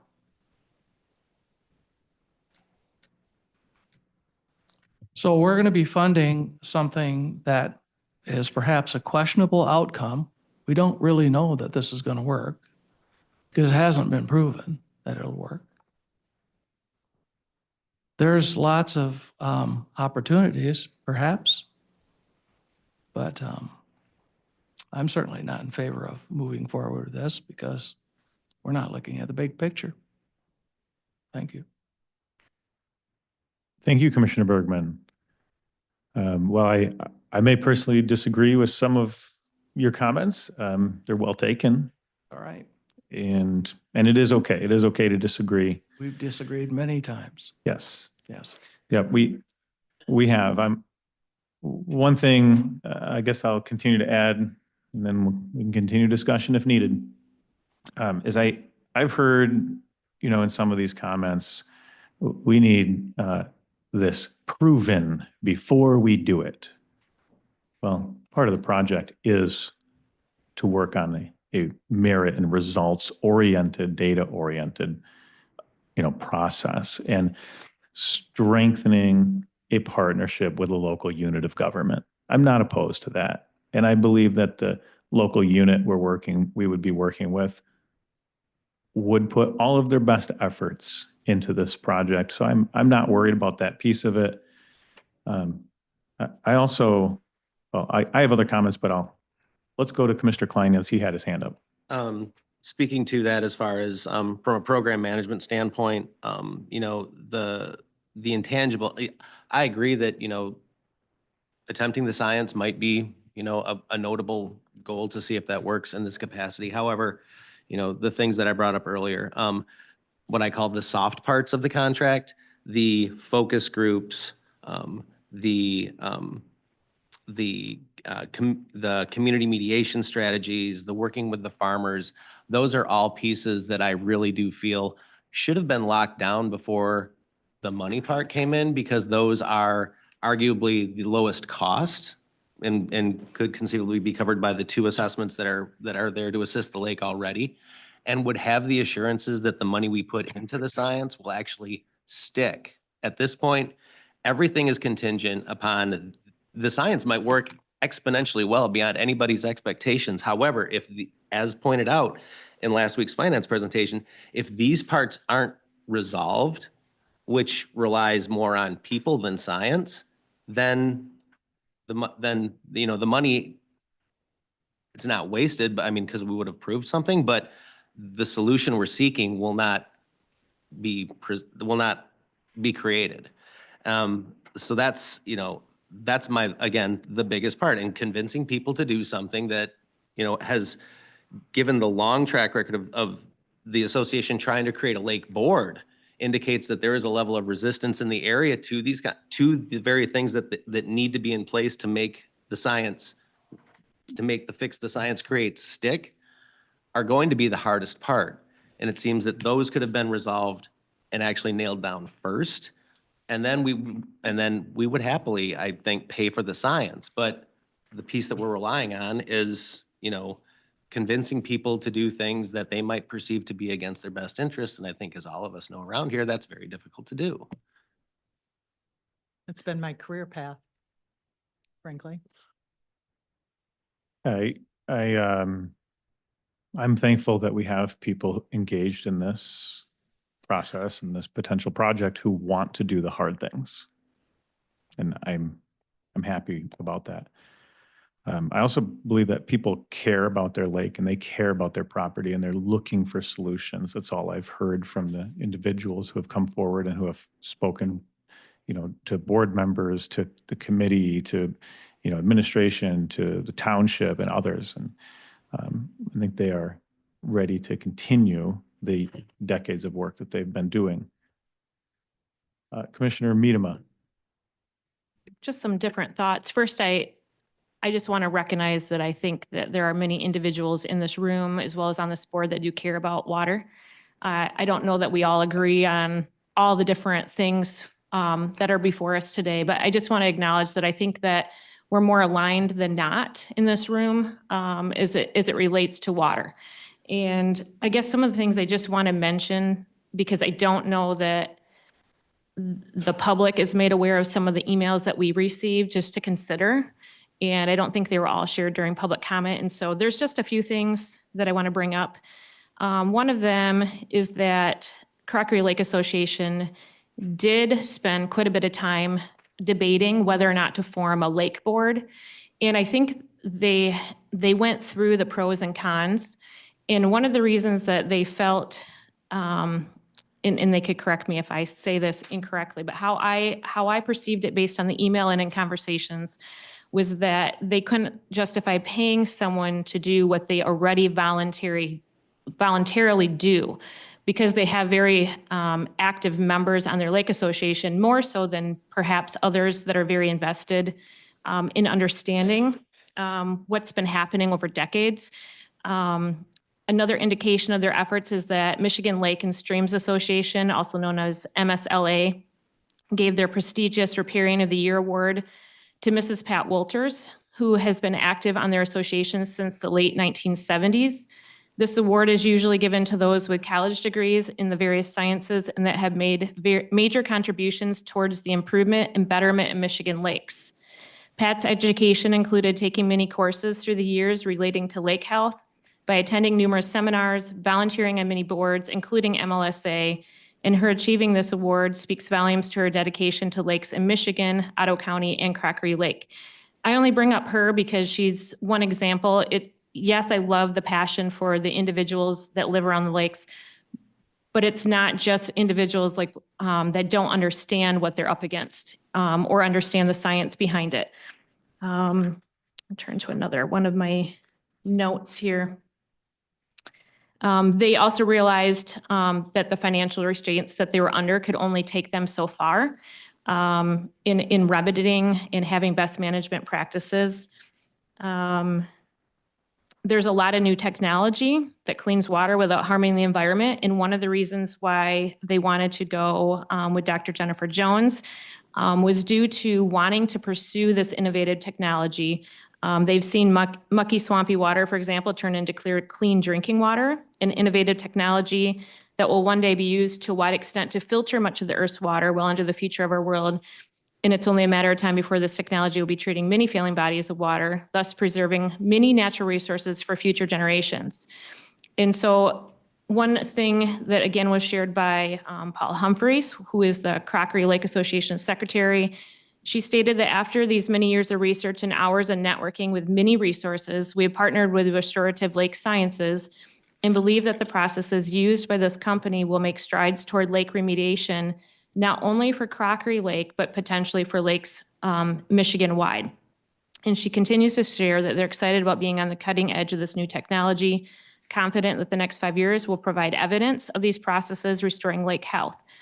And I do understand that there are many lakes here in our county, and I am hopeful that if our board chooses to get behind this particular project, I hope that it's used as a tool for future lake restorations within the county. What we have before us today is what is within our power. We don't have other ones that have come before us up to this date. And I think they should have an availability to at least come and pursue and bring their case. This has again been something that I've been a very small part of for the last 2.5 years. I was brought up to date on it before I even took office in 22. So it's not a quick thing that has come before us. It just happens to be that this is the time where we finally were ready to present for the board's consideration. So I have more I probably could say, but I will stop at that. Thank you. Any other comments before we go to a vote on the main motion? Commissioner Bonema. Yeah, my number one concern here is, that we have safe water for constituents to enjoy. And I think the water in Crockery Lake is safe. Am I correct in saying that they can enjoy it? Swim in, it's safe to enjoy. It is not safe to swim in. Not all the time. I know you're not on the microphone, but you're saying, so is the summertime safe to swim in it? So potentially not in the summertime. Okay. I don't want to put words in your mouth and you're not on the microphone, so I'm trying to repeat them for you. Okay. So we have some concerns with that. My additional concerns would be, I think the language inside the contract is not what it should be. I don't think it protects the interests of the county as well as it should be. I think that we could do a better job of accountability towards those that we're funding. So that's a situation. I know that there's other departments that are directly connected to this project that have concerns as well. I know our Water Resources Commissioner is concerned about it. So I think that there's more work to do here. We definitely want to address our lakes. Commissioner Moss often talks about having a merit-based system in what we do in Ottawa County. I agree with that. I think it's a great way to go about things, to look at the different lakes, the different needs of those lakes, create a merit-based system that would award funding potentially. That's something to discuss. Maybe it has to happen through a millage like Commissioner Bergman brought up. But I don't understand right now why we're choosing this one lake. You know, why did this one all of a sudden get chosen and the other one's ignored? I do like what Project Clarity does. I've seen measurable impact with that. I think that they've got a proven system. If we're not addressing, like Commissioner Kleinens is saying, the root of the problem upstream, will continually be treating the symptoms of it, you know? And so I don't see the guarantees inside of here that I would like to see. And they don't have to be extravagant, but some deliverables. What I see in this is very little recourse for us to receive this funding back once it's out the barn. And I see all the liability on us, and I don't see any proof of concept. We're just hoping for a proof. So I think in that scenario, we need to be more measured in how we act. And I think that the language in the contract, if we choose to move forward, could be improved. So I would like to see this go back to council and potentially be opened up to a bidding process. I don't know why we've completely stepped over that, because that is a normal, good business practice of every county, is to put things out for bid. This feels very rushed at the very end. I know you're talking about, you've been aware of this since before you're elected, Commissioner Miedema, but why we're choosing a lake in your district in the last minute of this term, I don't think that's very clear. So for all of these reasons, I would like to see this go back to council, and I'll be voting in favor of the motion. Commissioner Mouse? Can I speak? Yes, Commissioner Miedema. So I've heard a couple digs due to. We voted against the motion. Sorry, I had to clarify myself. Okay, thank you. Yeah. A couple digs, I guess, from public comment and from Commissioner Bonema right now that it happens to be in my district. And I guess I take, that's fine that if you want to say that, I guess it's frustrating that that's an approach that's being taken. I would hope that any member here would take into account any district that would come before us. This is the project that came before us. There wasn't another one that I'm aware of that came before us for the last couple of years to even take a look at. I'm thankful for the Ottawa Conservation District's email that was sent to us, I think a couple of days ago. I look forward to, if this project is voted in on today, that we can build lasting partnerships that were mentioned even with Outdoor Discovery Center, with the Conservation District, with Dr. Jones. Yeah, I guess I think we should always, to the best of our advantage, weigh out the positives and the negatives. I think that each person is doing here today, trying to look at the facts before them. And for me, this is an opportunity to help not just Crockery Lake, but also the watershed and the others that use it, the many people that go and visit it, put their boat in, go and use it to swim there. That does not mean that there are not others that should come before us at some point and just ask us to consider some things. Does not mean that others don't deserve to be treated the same way. But I will say that this one came before the board. Van Santo funds are here. I think it's a great opportunity for us to help our community. Go to Commissioner Kleinens and Commissioner Zylstra. Speaking to Commissioner Bonema, his points regarding, and others that I've heard reflected as far as, this representing the potential as being something that can be rolled out countywide, statewide, as far as to that end, some of the inconsistencies and the oddness in the contract really do merit it going back and being nailed down then, because this being one of our last meetings and a vote on this and an approval of this essentially sets a precedent with this contract in place. And if this is something that can indeed be replicated across the county, we've essentially sanctioned that this, as has been pointed out, kind of circuitous path is the way to go. And it falls, as again, as Commissioner Bonham pointed out, it falls outside of our bidding process. It falls outside of our RFP processes, it's an outlier as far as how we do things, and it's setting the incoming board up to have to deal with the next application of what is now going to be a precedent. And so, my concern now, lies with, and I want it to work. I really do. I grew up on Lake Macatawa, and back when you couldn't swim in it without, getting a skin infection. So I am empathetic to water quality. But, if in the event this works as well as a number of commissioners seem to believe it will, this contract piece really needs to be thoroughly vetted in the way that we do these things, because we have had a township and a nonprofit come up and say, hey, we'd like money too, just this meeting. This will now become a thing. And this contract that we have doesn't necessarily fit the way that we as the county have traditionally done things. So that's, again, where my major concern lies, in addition to things I've already mentioned. We're going to go back to Commissioner Zylstra and then go to Commissioner Miedema. No, I think Commissioner Kleingen's, Okay, we'll go to Commissioner Miedema. Just a comment about the bid process. I guess one thing to keep in mind is that closest to the decision-making was the Crockery Lake Association, who has done their homework over the last several years. And Dr. Jones was who they chose after hours and hours of time researching who they wanted to go with.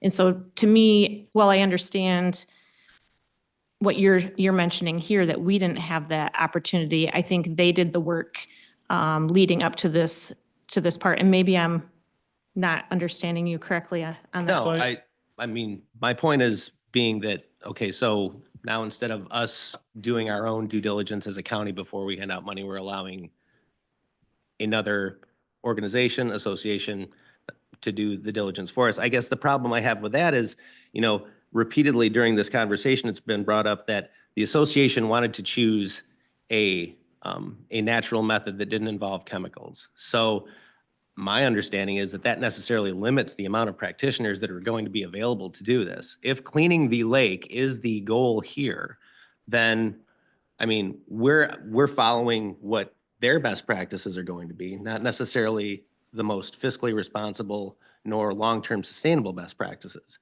We're tacitly approving their choice based off of, not necessarily the compendium of science about all lake restoration methods, but just naturally originated ones. That's just another wrinkle into it that I don't think necessarily fits with how our operating policies are as a county. I again would just remind our board that we have given money with no questions asked, or at least not many questions asked, of coming back to this board to give any form of data, to share out anything, such as the Outdoor Discovery Center. And that is not I'm not saying that, I think the Outdoor Discovery Center is doing wonderful work, but what I'm trying to say is that we're not requiring them to come back to us to make a presentation. And here in this instance, we're actually asking for Dr. Jones to come back. She's looking forward to sharing the work. So I think we have a great opportunity, so. Okay, looks like we've pretty much finished our comments. And we go to Commissioner Belknap. Just one comment. There's been a lot of narratives to me, hearing the conversation back and forth, pro and con. At the end of this, I think, we have an opportunity to help solve a problem. And, the question of fairness and who gets what money. I reflect upon a similar circumstance. We had a very large infrastructure project, a bridge in Ferrisburg. And there was a lot of local effort through a number of years working to solve that issue. Ultimately, it ended up being a state-funded transportation project. So I guess the merits of fairness and I think I do tend to agree with Commissioner Miedema that, we do have an opportunity that's been presented. I also agree with Commissioner Bergman that, maybe, the issue of the water quality and cleanup is something that everybody would like to collectively contribute to in the long term. I think all those are great conversations to continue. For myself, I won't have that opportunity to, you know, be a part of the board when those conversations continue. So at this time, I'm in favor of this lake, and, you know, and I've tried to remove the element of emotion about the lake itself, because I would probably guess that I've probably spent more time in the lake than any other commissioner on the board here. I've had Father's Day events at Grosse Park. I taught my kids how to swim in Crockery Lake. So I've, you know, setting that aside, you know, my goal is to help solve a problem. And, you know, that's why I'm voting in favor of this. Thank you. Any, Commissioner Rhodey? I just want to say that I'm very thankful for the Monsanto settlement that we received and for the opportunity that it gives our county to put some work into restoring water. And so I think we're really blessed to have that funding source.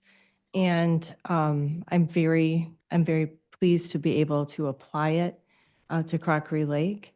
So I will be voting yes for this. And thank you for sharing, Mr. Belknap, because I think that is one very beautiful thing about our lakes, is it really does become a life memory for our children. And so restoring our lakes and in such a way that our people and our children can continue to use them is actually very important. Okay. Commissioner Curran? Thank you.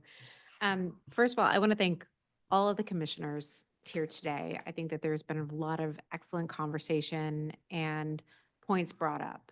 So I want to thank, and so many commissioners have said wonderful things. I enjoyed hearing Roger Belknap or Roger Bergman talk about potentially doing a millage. I think that that is something worth conversing about for sure. I will not be here to do that, but I think that, to me, when I look at this situation, I think that we do have Monsanto funds, and I would like to see those funds utilized for lake improvement, I think, and making sure that our waterways are clean and we can create those memories is a good thing. My question would be, and my concern is, number one, ensuring that we're not opening the county up for future litigation. And number two, making sure that we're utilizing a scientific process that will in fact work. And I like the idea, even Dr. Jones has mentioned creating a framework for the county. I think that that's a good idea. I think that doing that is positive. So, but again, when you there are all these kind of competing elements. There are people, there's the upstream farmers, and then there's the folks on the lake, and there's all the people on the lake, and then we have the boards, the lake boards. So my issue and concern is that we're not opening the county up for litigation. And we certainly have seen a lot of that. So I guess my question to you, our corporate counsel, Mr. Jordan, do you think, or do you anticipate, if this were to be passed, that it would open the county up for litigation?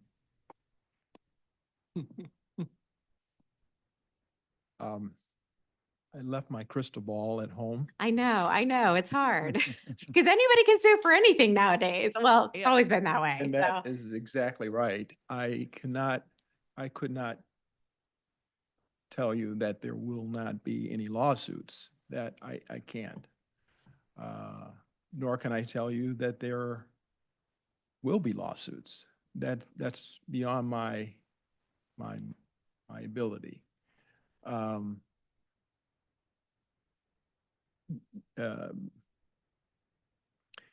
know, you're asking, I'm corporate counsel. I give legal opinions. A lot of the things that are taking place today is more of a political thing. And it's not, for me, I wasn't elected to anything. So all I can say is, to answer your question, I don't know. Well, I would like to see, like I said, I'm very open to creating an infrastructure. I'm very open to using these Monsanto funds to help our lakes. I'm very open to all of those things. What I would like to see is for this to get tabled and we can create a system that will allow that to happen. And it's more holistic, because again, there are a lot of different elements that create the situation. Commissioner Curran, a comment I would have on that is that if the county is to move forward in the future, now or in the future, to pursue this type of care, management, maintenance, et cetera, it will be based on MCL 4611 and MCL 12351. And that's what this contract is based on. It's based on the law. So I'm not concerned with moving forward under the law, doing something the county is lawfully, legally allowed to do. I definitely understand the desire not to want to be sued. There's been a lot of lawfare against the board.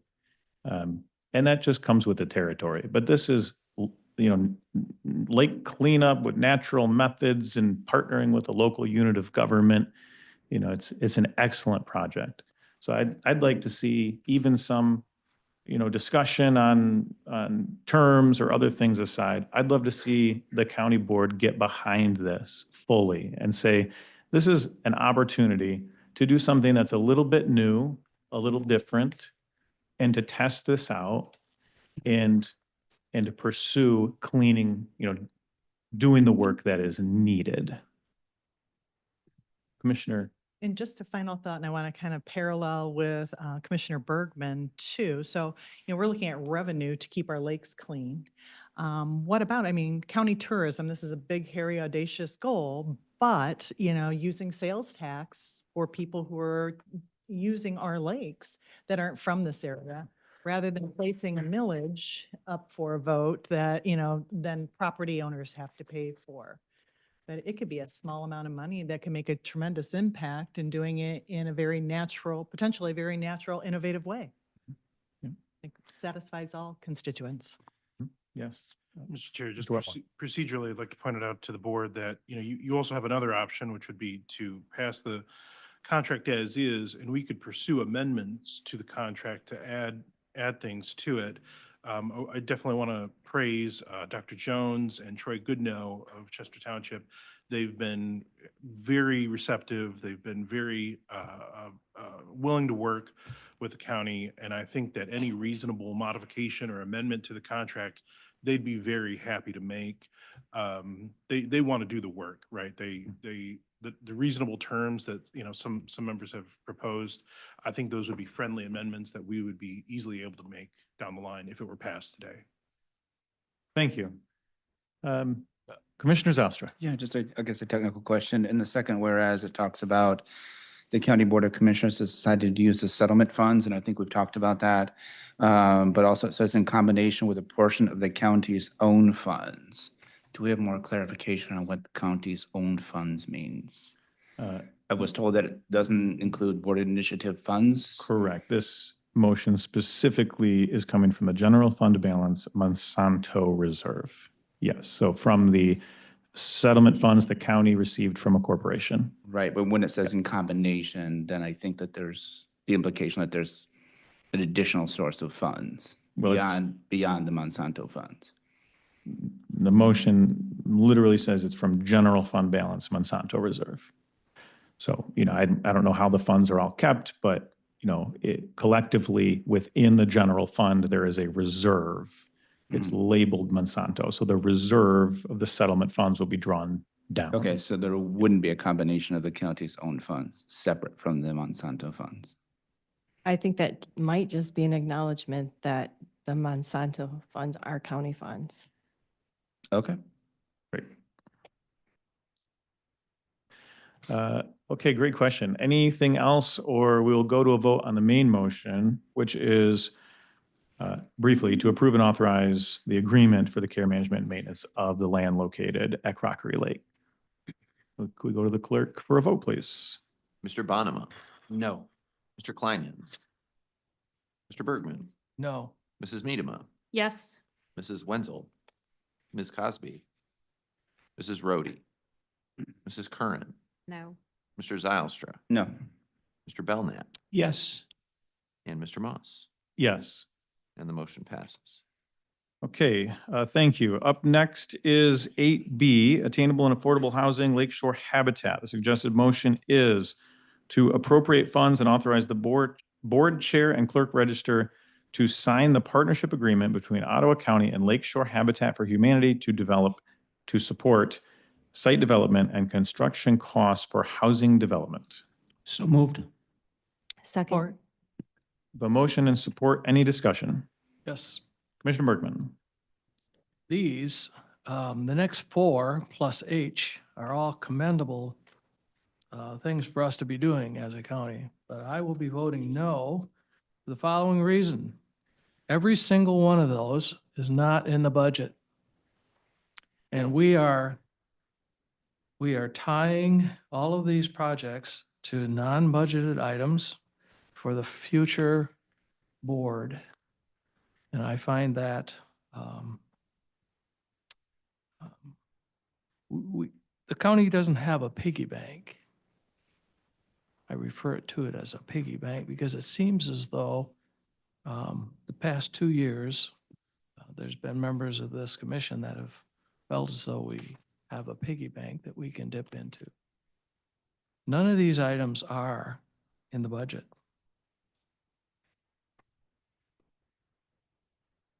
So therefore, I am voting no.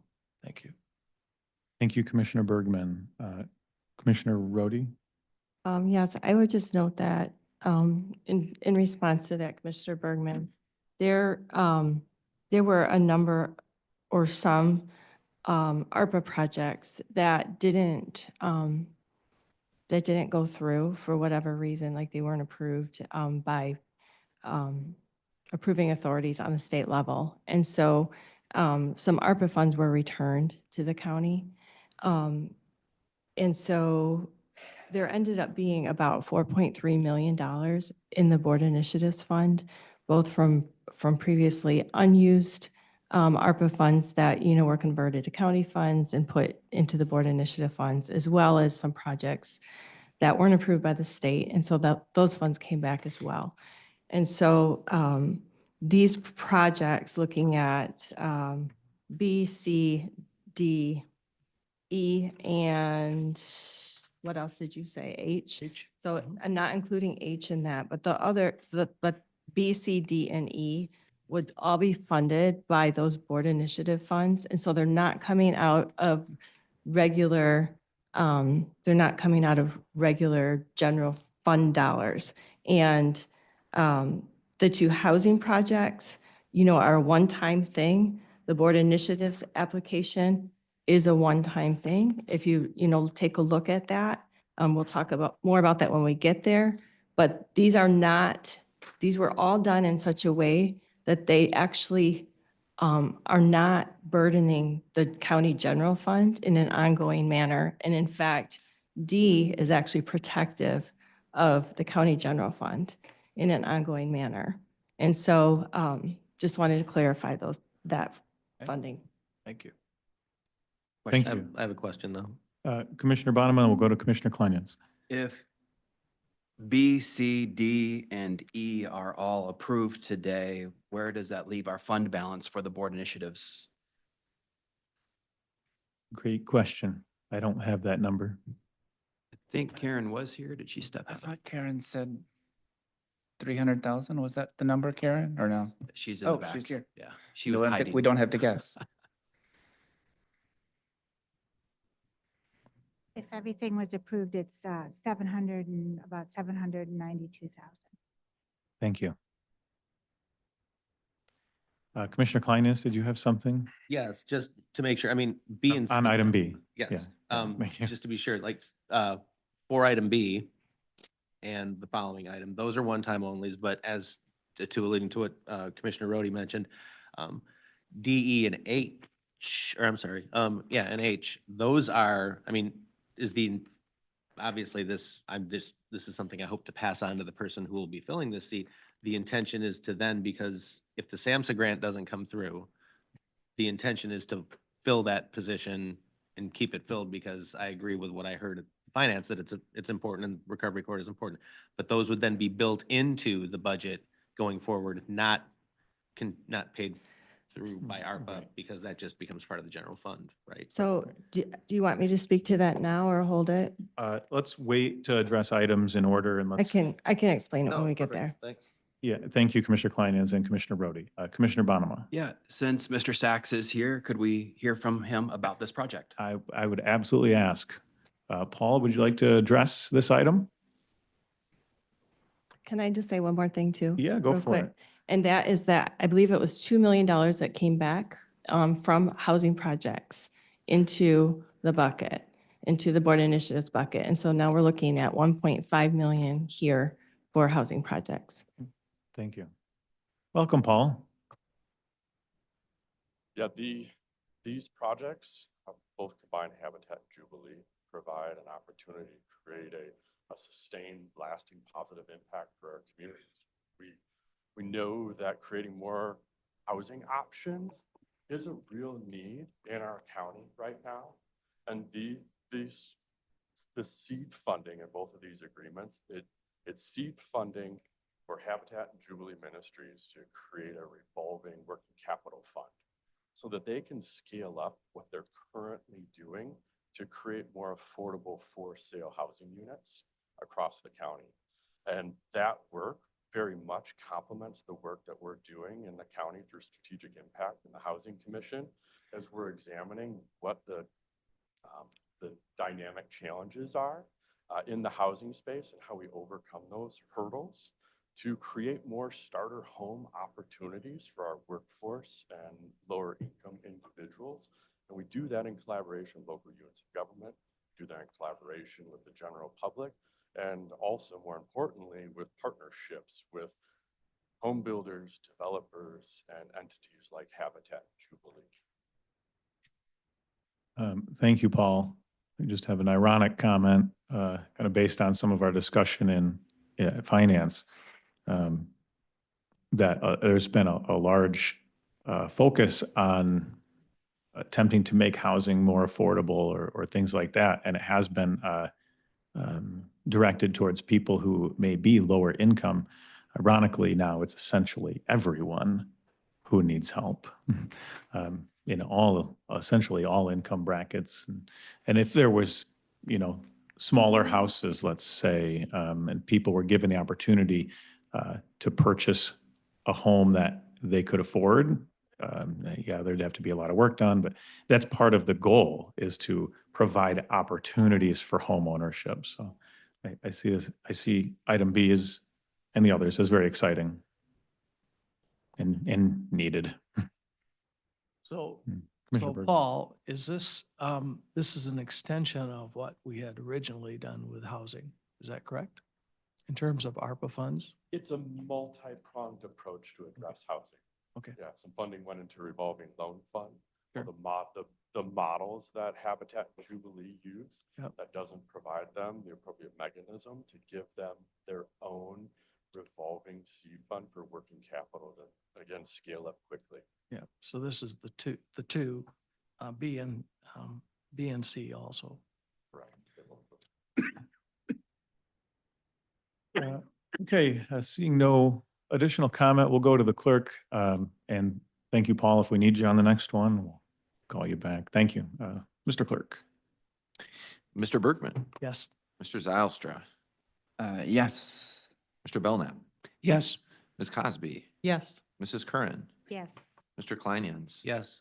Mrs. Rhodey, Yes. Mrs. Medema, Yes. Mr. Bonema, Yes. Mrs. Wenzel, and Mr. Moss. Yes. And the motion passes.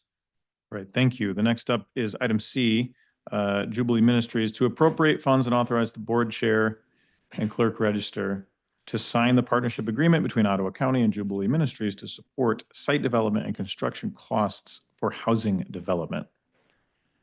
Can I get a motion, please? So moved. The motion and support was from Commissioner Wenzel. Thank you.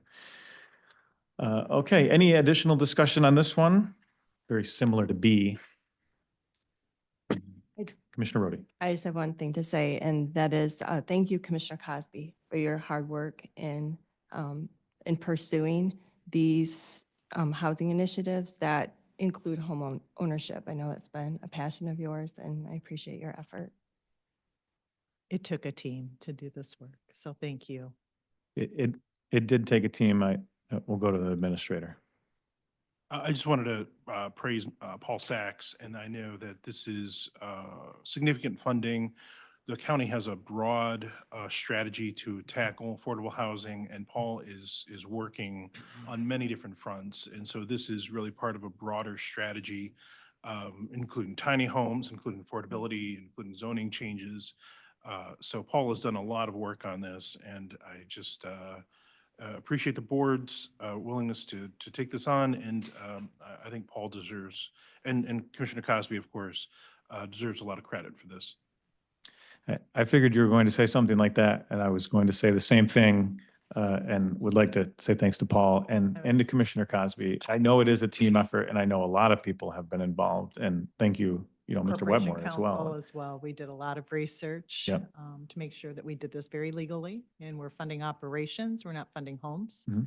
Yep. And, the seed money for the future. It is, and this is again that, additional attempt at 20-year planning. We're looking forward for Ottawa County, and I'm very thankful for the people who have put in that time and that effort and really continued to stay after it, because if you hadn't, then likely this would not be here today.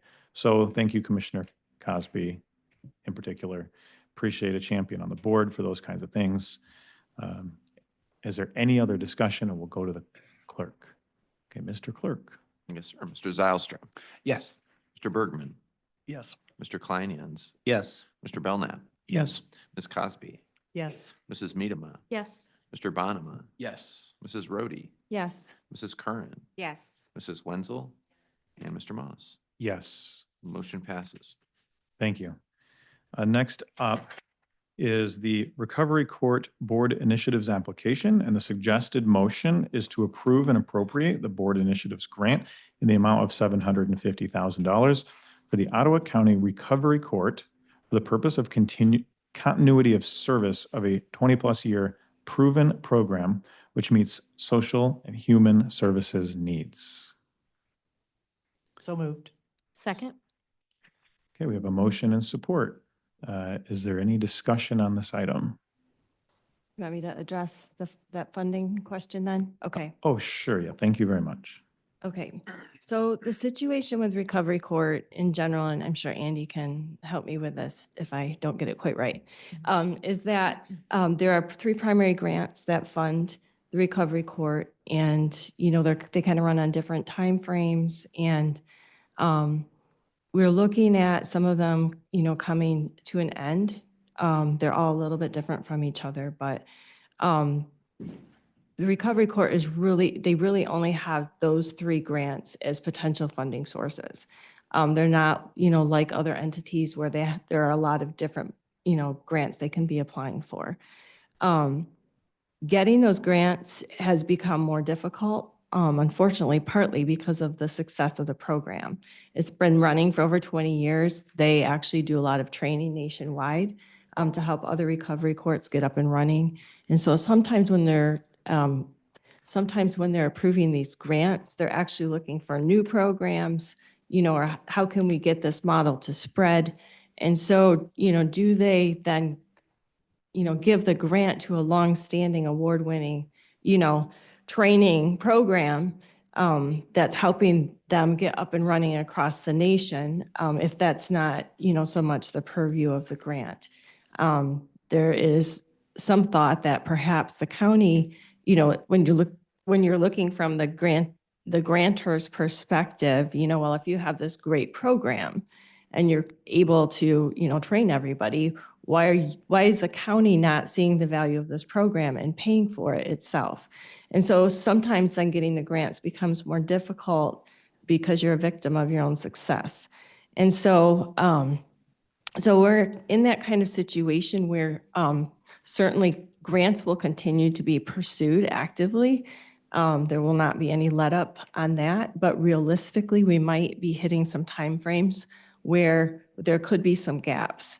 And so this is a program with great success. We have multiple county programs integrated with it. And what I mean by that would be, we have a judge working with prosecutors, probation officers, CMH is, coordinates with it.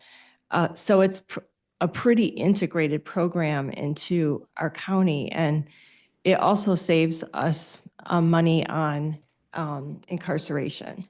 And so it really does pay for itself. But in looking at going ahead and setting this money aside, we're really just looking at buffering some gaps so that, because what could happen is we could be missing some large grants, and then we have this successful program that's really meeting the needs of our citizens, and multiple programs are integrated with it. So then does the county then need to come up with, $380,000 in a year because all of a sudden we have a funding crisis? And so by looking forward, we can see that we may have some gaps, and there might be, some cycles of years where we could potentially have a problem. And so this really just kind of does smooth things out for the county to make sure we can continue this program and not get hit up, kind of randomly and pretty hard in certain budget years. So my understanding is that this money is going to be set aside so that in case they don't get the grants, because Andy, I agree. I've known Andy for a while, and he's done a great job with this recovery court. And the challenge that he's had is making sure that he has funding. Mm-hmm. And so if these dollars are set aside to make sure that in case the funding doesn't come through, he has the funding. Yep. Is that what you're That's saying? exactly what it is. And there's one other nuance to that, and that is the next item is about bringing on another position. And maybe Andy, would you mind coming and talking about that? Because the funding for that additional position would come out of this grant, this board initiatives grant. So at whatever point they would bring that position on. You'll have to wait just one moment till we get to that one, but it's almost here. Yeah, just one Oh, second. sorry. Yeah. I'm sorry. If there's no other discussion, I'd love to go to the clerk on item D. Okay, let's do that. Mr. Kleinens, Yes. Ms. Cosby, Mrs. Medema, Yes. Mrs. Curran, Yes. Mrs. Rhodey, Yes. Mr. Zylstra, Yes. Mrs. Wenzel, Mr. Belknap, Mr. Bonema, Yes. Mr. Bergman, Yes. and Mr. Moss. Yes. Motion passes. If you could please continue, that'd be great. Thank you. Okay, I I'll want actually to thank let Andy continue. Could you just share with us, your thoughts about this next position and maybe when you would see utilizing it? Yeah, thank you. you. Oh, I'm sorry. I do have to ask for the motion first. Sorry. I'm sorry. So moved. Support. All right, motion and support for item E. Yeah, thank you. Continue. Yeah, thank you. And thank you very much for approving the board initiative fund application. The third position that is part of the reorg may not necessarily need to be funded through exclusively through the board initiative fund. As Commissioner Rhodey very accurately stated, we will continue to pursue grant funding as part of our ability for us to be able to put forward competitive grant applications. We need to continue to either enhance and or expand services. And expanding services means increasing the number of participants we're bringing into the program. And we would have a need for an additional case manager position. Depending on the type of grant funding we are able to secure, we can build the cost of that position, either full or in part, into a grant application. And that, again, remains our commitment in upholding the deal that's just been reached. We will continue to pursue. Any additional discussion? Commissioner Zylstra? So just a quick question on that, Andy. So you're saying these positions may be funded by the board initiative fund. We maybe get grant funding for them, right? Yes. Okay. So I'm viewing the board initiative fund as a supplemental Backup, yeah, revenue okay. stream. Yes. Can I just say one other thing too about this funding request? So we are, let me find my spot here again. The upgrade to the 2 recovery court positions. So I just want to commend you and Emily for working for so long without an upgrade to your positions. And did you say it's been since like 2010? Yes. So that's just unbelievable to me. And so I'm just really thankful for your commitment to the people that you serve. And when Commissioner Miedema and I spent the day, or, close to the day at Recovery Court with you, what we saw there was really beautiful. We saw a group of very humble individuals, both the professionals and the people coming. We saw a group of professionals really caring for the people they were working with, and then a group of very humble people, who were working together towards recovery. And that work is built on relationships. And I know that when you work since 2010 without getting a reclassification for your position, it's because you love the people that you're working with. And that if you were to step away from your position, they lose you, they lose Emily, and they might lose their recovery, because that's built on relationships, and they're in a situation where they have to kind of rebuild all the relationships in their life. And so I just want to thank you, because that is really remarkable that you and Emily stuck with it for that long. And so thank you. And I'm just really thankful that we have the opportunity to correct that today. Thank you very much. Commissioner Miedema? Appreciate Commissioner Rohde's words. I can echo those. And I also just want to state, it's in the packet, but for those who didn't get a chance to read some of the pages, just some really interesting factual data was 73% are less likely to recidivate, according to a 2013 study by Grand Valley State University that found participants that were graduated are 73% less likely to be rearrested 3 years after admission than equivalent persons assigned to probation as usual. And there's a lot of other great facts in here. I am still learning a lot about the county, only 2 years in, and enjoying getting involved and visiting different things, and having the opportunity to spend some time at the recovery court, I would say was,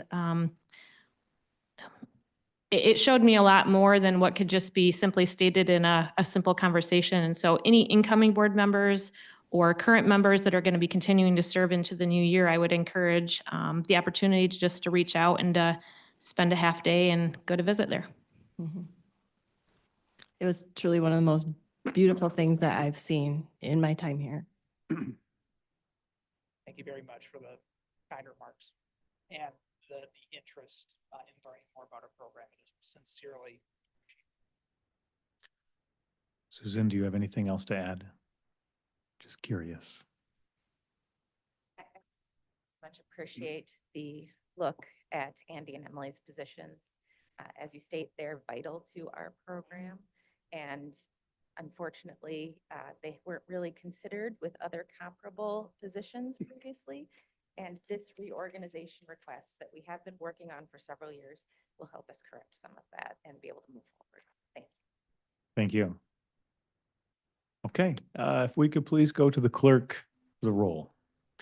Mrs. Wenzel, Mrs. Curran, Yes. Mr. Zylstra, Yes. Mr. Belknap, Yes. Mrs. Rohde, Yes. Mrs. Miedema, Yes. Mr. Kleinjans. Yes. Mr. Bergman, Yes. Mr. Bonema, Ms. Cosby, Yes. and Mr. Moss. Yes, Motion passes. thank you. All right, up next is item F, closed session pursuant to MCL 15-268-1A. The suggested motion is to go into closed session pursuant to MCL 15-268-1A to consider the dismissal, suspension, or disciplining of, or to hear complaints or charges brought against, or to consider a periodic personnel evaluation of a public officer, employee, staff member, or individual agent as requested by Senior Executive Aide Jordan Epperson. So moved. The motion and support, any discussion? We'll go to the clerk for the roll. Mr. Belknap, Yes. Mrs. Curran, Yes. Ms. Cosby, Mr. Bonema, Yes. Mrs. Rhodey, Yes. Mr. Zylstra, Yes. Mrs. Wenzel, Mrs. Medema, Yes. Mr. Kleinjans, Yes. Mr. Bergman, Yes. and Mr. Moss. Yes. Required 2/3 vote. All right. And Mr. Epperson, I know we have received a request in writing that it's okay that we go into closed session for this. Yes. Thank you. All right, if we could please all head to the closed session room and try to get there within the next, 3 or 4 minutes. If you need a bathroom break, please take one very briefly. Thank you.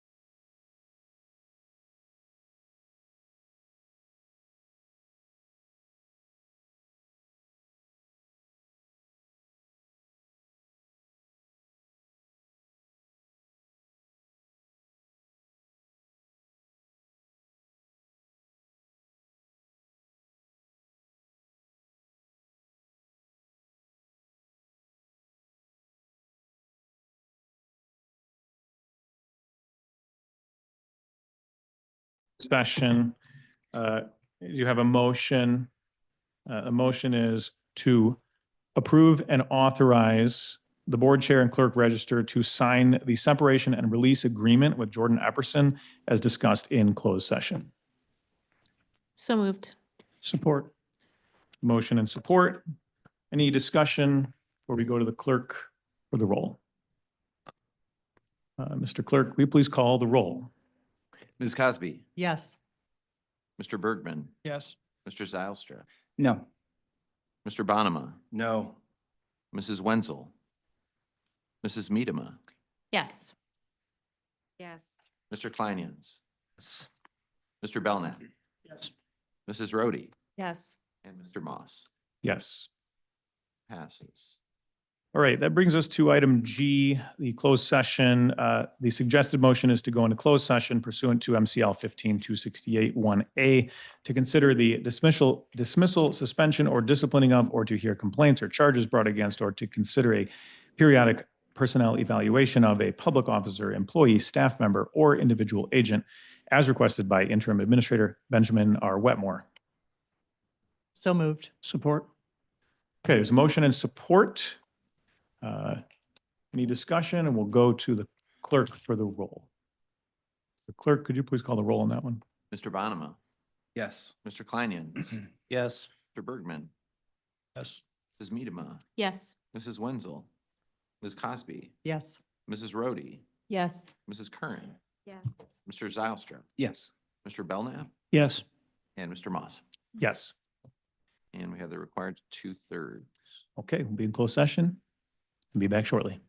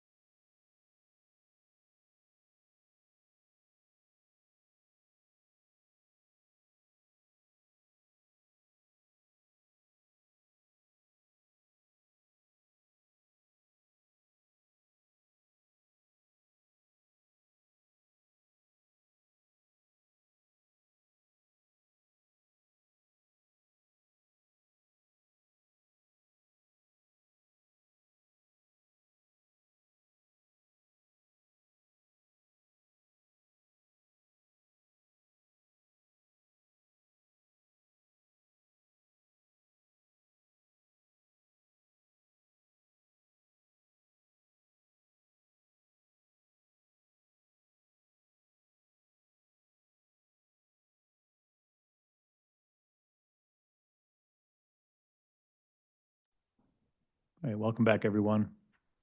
Have a motion after exiting closed session. The motion is to approve and authorize the board chair and clerk register to sign the separation and release agreement with Ben Wetmore as discussed in closed session. Could we please, is there any discussion? We'll go to the clerk for the roll. So moved on the motion. Oh, thank you. Is there support? Second? Okay, motion and support. Now could we go to the clerk, please? Mr. Belknap, Yes. Mrs. Curran, No. Mrs. Medema, Yes. Mrs. Wenzel, Ms. Cosby, Yes. Mr. Zylstra, No. Mr. Bergman, No. Mr. Bonema, No. Mrs. Rohde, Yes. Mr. Kleinjans, Yes. and Mr. Moss. Yes. And the motion passes. Okay. All right, that brings us up to item H, Deputy Probate Court position. The suggested motion is to approve the request for probate court to add 1.0 FTE Deputy Probate Register at a cost of $80,617 and appropriate the necessary funds. Can I get a motion, please? So moved.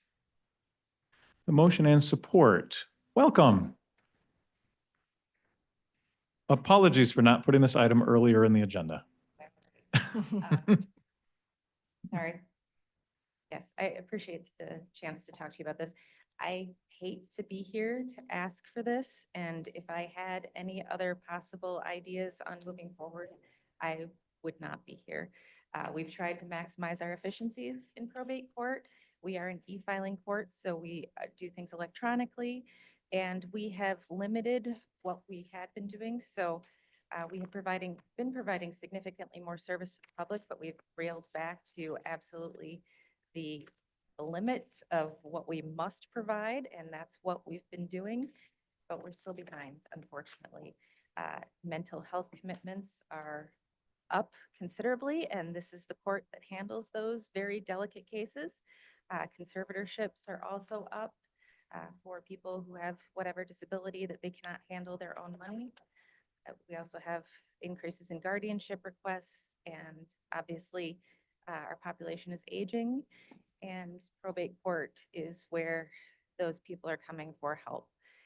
We are currently in the transition phase as Judge Fine is retiring, and we'll be having Judge Dahlman take the bench in January. Both of those judges I have briefed on this issue, and they both authorized me to come forward today to ask for this additional position. I'd be happy to answer any questions that you may have. Are there any questions? Well, thank you very much for coming forward, even though it wasn't your first preference. Sometimes there are needs, so we appreciate the work the courts do. Okay, could we please go to the clerk for a vote on this one? Mr. Bergman, Yes. Mr. Zylstra, Yes. Mr. Belknap, Yes. Ms. Cosby, Yes. Mrs. Curran, Yes. Mr. Kleinjans. Yes.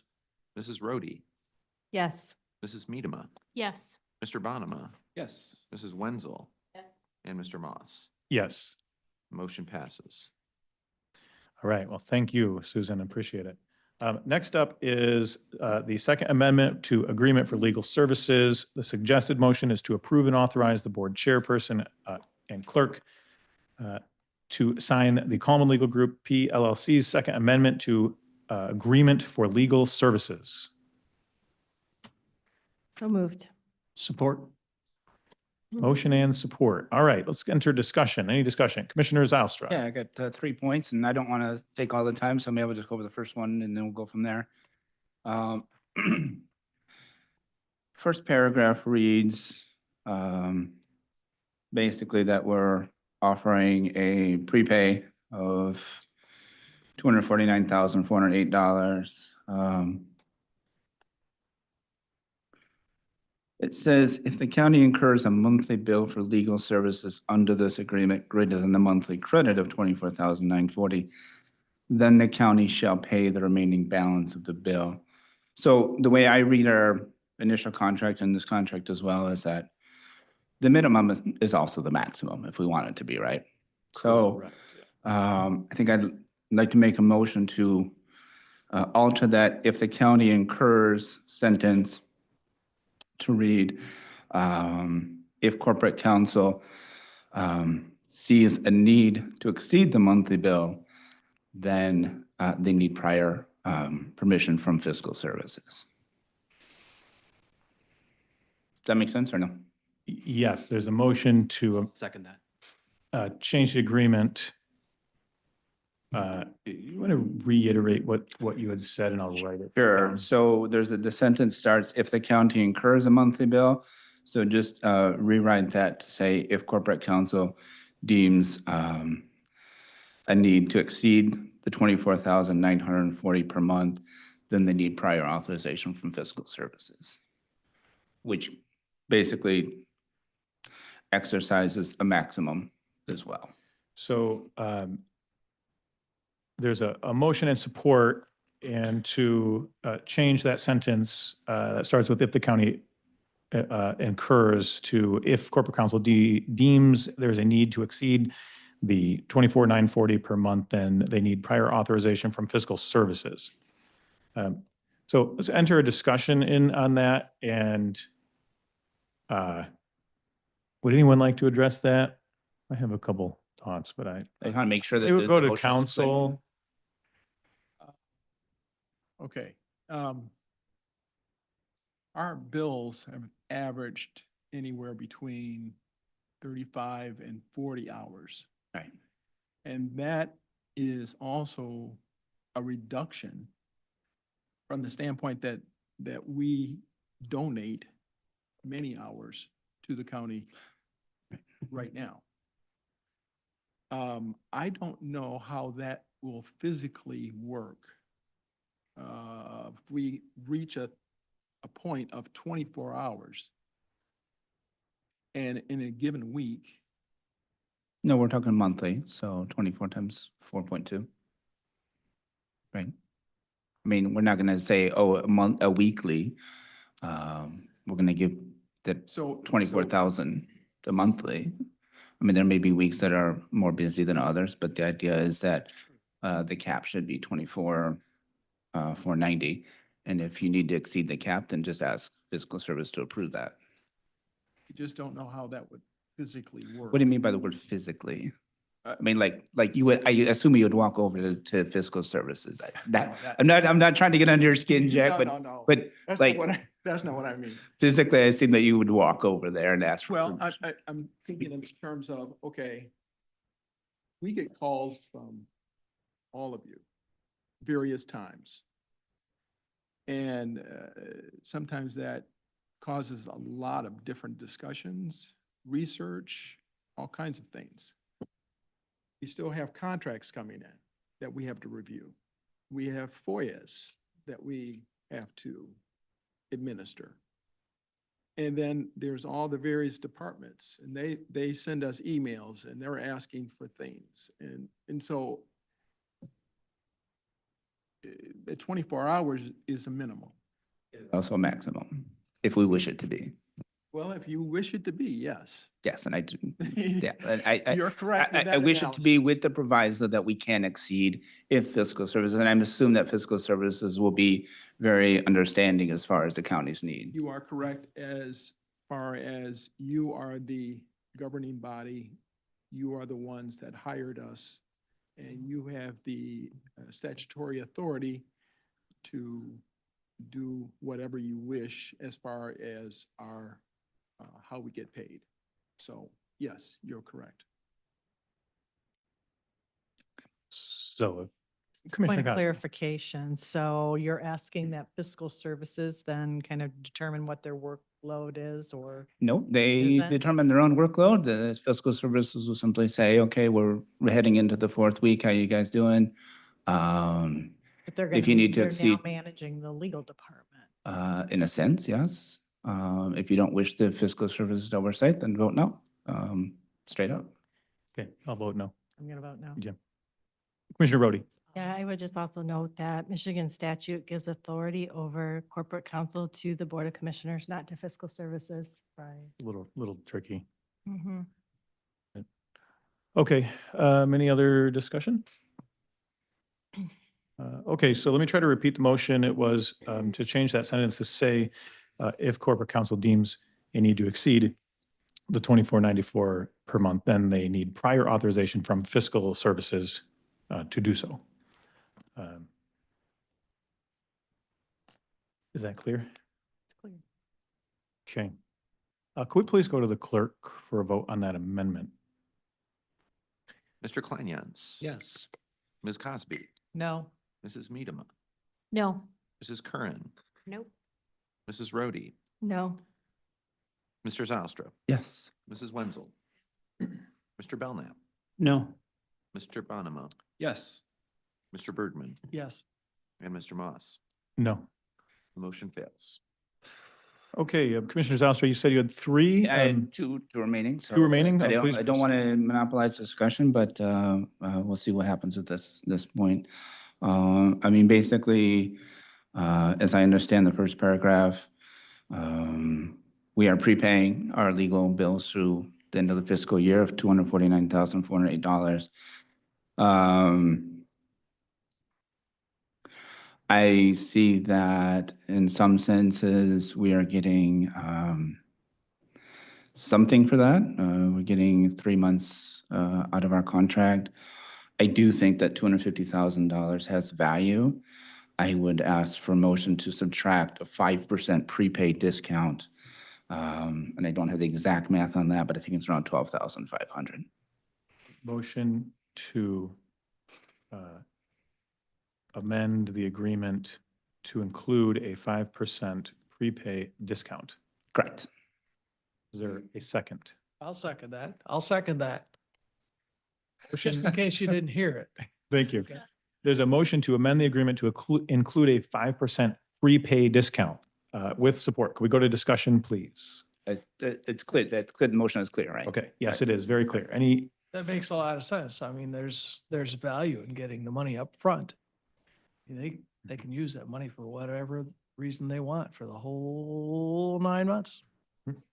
They pay contracts up front? No, we do not. Council actually works anywhere from 35 to 40 hours per week. So that above, it's 24 is what they're contracted for.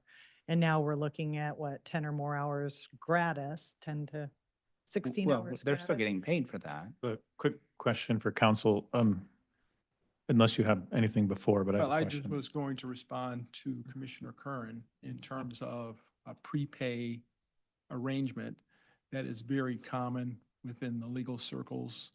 I know that the Coleman Legal Firm has done that. I have done that with my own firm. So that it is not an unusual arrangement. I mean, I've And heard it's of different, retainer. is much different than a retainer. Yeah. A retainer still belongs to the client. A prepay is the person understands that they are paying a set amount. And if I can liken it to, let's say you go to your garage and your mechanic says, the brake job is going to cost you $400. And you have to pay it up front. I don't pay And- my auto bills up front. I wait until the service is completed, Well, but okay, but everybody. at least in the city of Holland, that's the way it works. Maybe out in Lansing, they charge you. So Well, they do a lot of things differently. But anyway, that kind of arrangement, the client knows that they're paying a set fee up front, and it's not a retainer. So it's like Tommy's Car Wash where I pay $30 a month and I can go to the car wash as many times as I want. That would be a very good way I of go a looking at lot. it too. Commissioner Rhodey. Yes, just speaking to the 5%, I think it's also notable that the standard rate for Coleman Legal Group is $400 an hour.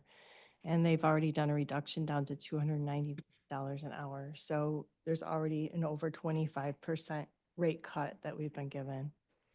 That was my question. And Okay. I would also add that we are reducing our contract runs until January 1st of 2026. So we're reducing our contract by 3 months, which is a pretty good savings for the county of over $100,000. And it also coincides with the fiscal year for the county. And, you know, we understand a new board is going to be seated in January, and we want to be accommodating to them. So that's why we are looking for this reduction. Commissioner Kleinian. So, you know, I understand that, you know, that, and I appreciate the fact that you've been, you know, providing extra hours above the 40 or the 24 hours a week that, you know, have been coming in. And in this, contained within this, you know, those pieces, which I'm grateful for, are now essentially sort of eliminated. So it's kind of like the county now relies on the beneficence of your law firm to provide those extra hours that you were providing for free. Or if that doesn't work, now if that takes us over the monthly fee, then we'll be charged for those. In which case, you know, it's already been indicated that you're consistently over what these hours stated here are. The only thing it seems to me is that now that just opens the door for us to actually be charged for those hours going forward, which, you know, and I'm grateful for the hourly reduction and as far as your hourly rate, but it does, you know, it doesn't seem like, you know, I think the potential of having going over now, which apparently we will, you know, eliminates any loss that the 5% reduction would incur upon you. If I can just respond to that. Sure. Okay. We have stayed within our budget. Cool. Okay? There are months, as we get closer and closer to the end of the fiscal year for Ottawa County, we look and we have told everyone, we've told Joe, we've told fiscal, we will not exceed our budget. So when it comes to the last month,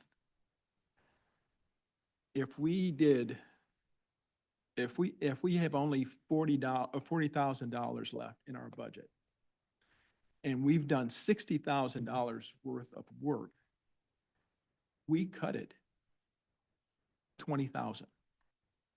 We do not go over our budget.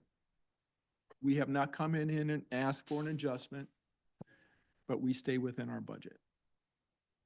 What you're saying is that's the status quo, that's the current methodology, and this actually is not different.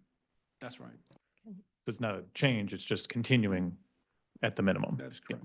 I guess, Commissioner, oh no, I'm sorry. I guess well, that kind of like throws a flaw into the prepay as a car wash analogy that I saw, or as a mechanic analogy, in that if I go in and my mechanic takes a look at it and goes, "Oh, you got a bad bearing, that's going to be $600." I pay him $600 up front, and then I come back later and he says, "Oh, by the way, it's 3 bearings, and I'm going to need an additional $1,200." That's again, it's the prepay thing doesn't seem to work necessarily in this case because, as you said, you know, there's a lot of fluidity in your weekly workload. Well, that's correct, but we're not mechanics. I'm just using that as an example. Exactly, which is why the analogy doesn't work. Yeah. little bit of a flaw, but actually kind of highlights the extreme benefit of doing it this way. But Commissioner Rhodey. Clarifying question. So how many hours per week, just because I can't remember honestly, how many hours per week is currently in our budget for legal? 24. Only 24. Well, let me see. Wait a minute. I'm thinking 35. I think it's more I than think 24. I think it's 35. Budget. Yes, in the budget, I think it's higher. Yeah. And so what we're saying then is it's prepay for 24, but whatever is budgeted, you guys would not go above the budget amount for corporate counsel. So there might be, you know, whatever that difference is, there might be another 10 or 12 or 13, whatever it is, hours difference between the county budget and between between this minimum of 24 hours in the contract. And that amount could still be billed, but that you will not go above the So maximum. here's the 24 hours. Right. 24 hours, and then we exceed those hours, Mm-hmm. we will get paid that 24 to whatever it is. If it's 40 hours, we still get our pay for that. Right. But then you will not exceed the yearly total for corporate counsel. We will stay within our You'll stay budget. within the budget. Okay. And so what this prepay is for is the first 24 hours. So then into the future, then you would just be billing for the difference between the 24 and whatever your cap is. Correct. Okay. Mr. Chair? Yes. Yeah, I just want to clarify that the motion is simply about recognizing the opportunity cost of the 250,000. Thank you. Right? Sorry. I mean. Yeah, I'll restate it for you. Yeah. The motion was to amend the agreement to include a 5% prepaid discount. Right. It's simply that we can, we can probably get around 5% in our money over that time frame. So and we're giving them that, and they likewise can get 5% in their money. So that's all it, nothing more than that. Is there any other discussion on this? Okay. All right, then let's go to the clerk for a vote. Mrs. So can you repeat the motion, please? The motion is to amend the agreement to include a 5% prepay discount.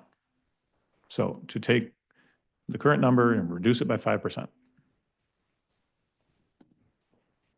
Any other discussion?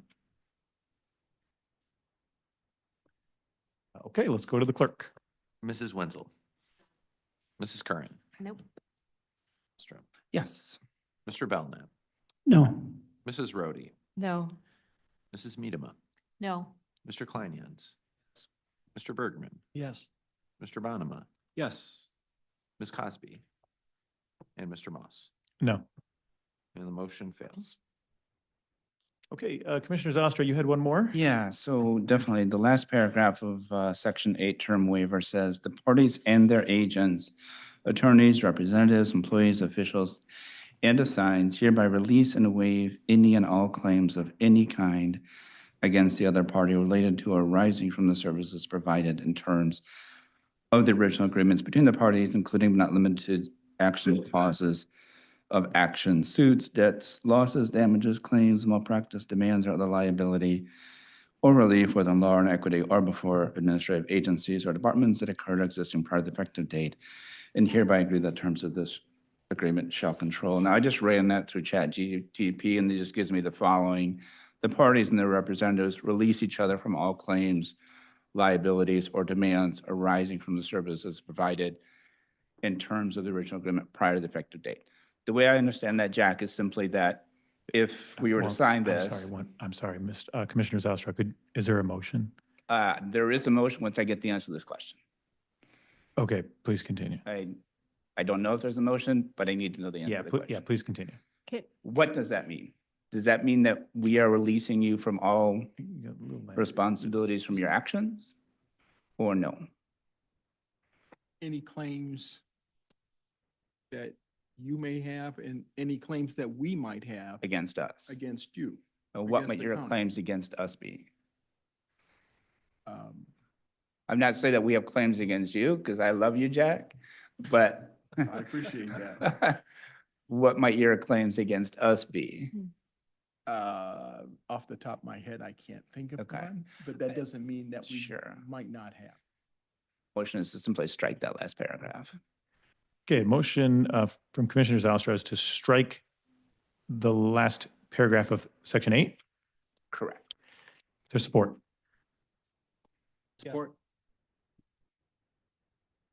Okay, motion and support, let me restate it. The motion is to strike the last paragraph of Section 8. Okay, any additional discussion? Can I Council? say one other comment about that? Absolutely. In terms of the waiver, that is a very boilerplate language that are put in all of our contracts, okay? And we are giving due consideration for that from the standpoint that we are surrendering or giving up 3 months. I understand that. Oh, We've also given you consideration as well for that, but that's Yes. fine. So there is consideration for such an arrangement. Right. Mr. Wetmore. Mr. Chair, just from administration's perspective, it's also good when we have a vendor who is providing on-site services to just clear the deck at the end of the year or whenever the contract is coming up for renewal. Jack was kind of asked off the top of his head if there were, any liabilities he could think of. There are always employer-employee, potential liabilities. So I think on that basis, administration would suggest that it's always going to be good practice to have a release of claims to, like I say, just clear the deck for whenever the contract comes up or whenever there's a calendar year change. Okay. And again, it's standard language. It's boilerplate. It's not something that we just, "Ooh, let's do this." Just a question then, was that in the original contract? I don't have that on, I don't know offhand. I believe it was in our first amendment. Okay. In the First Amendment. Yeah. But in the original contract from 2023, that was not I present. would have to go back. Okay. I- Yeah, I don't remember that it was. Yeah, I don't. But again, I don't have the contract, on hand or memorized, so. Okay, I'd just like to restate the motion the motion is to strike the last paragraph of section 8. Is there any additional discussion? Okay, seeing none, can we go to the clerk for the vote on that amendment to strike the last paragraph? Mr. Belknap, No. Mrs. Curran, No. Ms. Cosby, No. Mr. Bonema, Yes. Mrs. Rhodey, No. Mr. Zylstra, Yes. Mrs. Wenzel, Mrs. Medema, No. Mr. Kleinjans, Yes. Mr. Bergman, Yes. and Mr. Moss. No. The motion fails. Okay, we're back to discussion on the main motion. Is there additional discussion on item I? Seeing none, let me repeat the motion. It was to approve and authorize the board chairperson/clerk to sign Coleman Legal Group P LLC's second amendment to agreement for legal services. Can we go to the clerk for a vote on that? Mr. Zylstra, No. No. Mr. Kleinjans, No. Mr. Belknap, Yes. Ms. Cosby, Mrs. Medema, Yes. Mr. Bonema, No. Rhodey, Yes. Curran, No. Mrs. Wenzel, and Mr. Moss. Yes. Motion passes. Thank you. We're up to the next item, which is J. It was 7B, post-execution ratification of contracts for Ottawa County. The suggested motion is to ratify all contracts for the period of November 1, 2024 to November 30, 2024, currently pending on the post-execution ratification list as authorized under Section 4D2 of the Ottawa County Contracting Authorization and Form Policy. So moved. Support. Okay, there's a motion and support, and I think we'll go back to Commissioner Zylstra. Thank you, I who appreciate that, pulled Mr. Chair. Yeah, go ahead. Sure, on the board ratification report on page 2, contract 2476 with the predictive index for 14,000. I have you, Chair, as key contact. I don't know if you can kind of just let us know what that's all about. Yeah, that was part of the search for a permanent administrator, pulling in the software called Predictive Index to assist with the search. Okay, but Yeah. why are we paying 14,000, I guess is the question. Well, we were already engaged in the process, and this is showing up later. That's how the ratification works. You start. I understand how ratification works, but I wasn't aware that as part of the original agreement with W. Talon that we'd have to pay for the predictive index. I thought that was proprietary technology that they had that they were offering as part of their palette of services, but not that we'd have to pay for a year's subscription to that. I am not quite sure how to answer because the search for a permanent administrator was interrupted due to, a final candidate being intimidated and then withdrawing. Right, I understand the timeline and the history of that, but what I don't understand is why we're being asked to pay for 14,000 for their own technology. Well, we already were being We had asked. an agreement for a $5,000 retainer and 32,000 for a final Right. hire, which we didn't get to. But nowhere in that. As part of the process, they were planning to use predictive index. That's cool. That's proprietary that's- technology on their part that they should pay for, but why should we pay for that, for them? Great question. Okay, but you're the key contact, so I was hoping to get a great answer from you. Well, we may not be using it now, or maybe we will be able to. How about we just not approve the contract then? That's Is definitely an option. I'm Okay. a little bit unsure of how to answer since the process is currently paused. Okay, well, can we delay this Yeah. approval of contract till we get more clarity on the process? It's a good question. Okay. I my wonder knowledge if of administration minutes would know.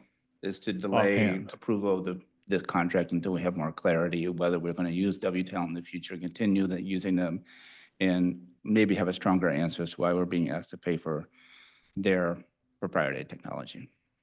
I believe they're already using that software, and so they've negotiated it, and we, I think it's already underway. That's my I understand understanding too, is That's that- their technology, but again, the question is why we have to pay for their technology. Well, it's I not, believe it's a third-party technology.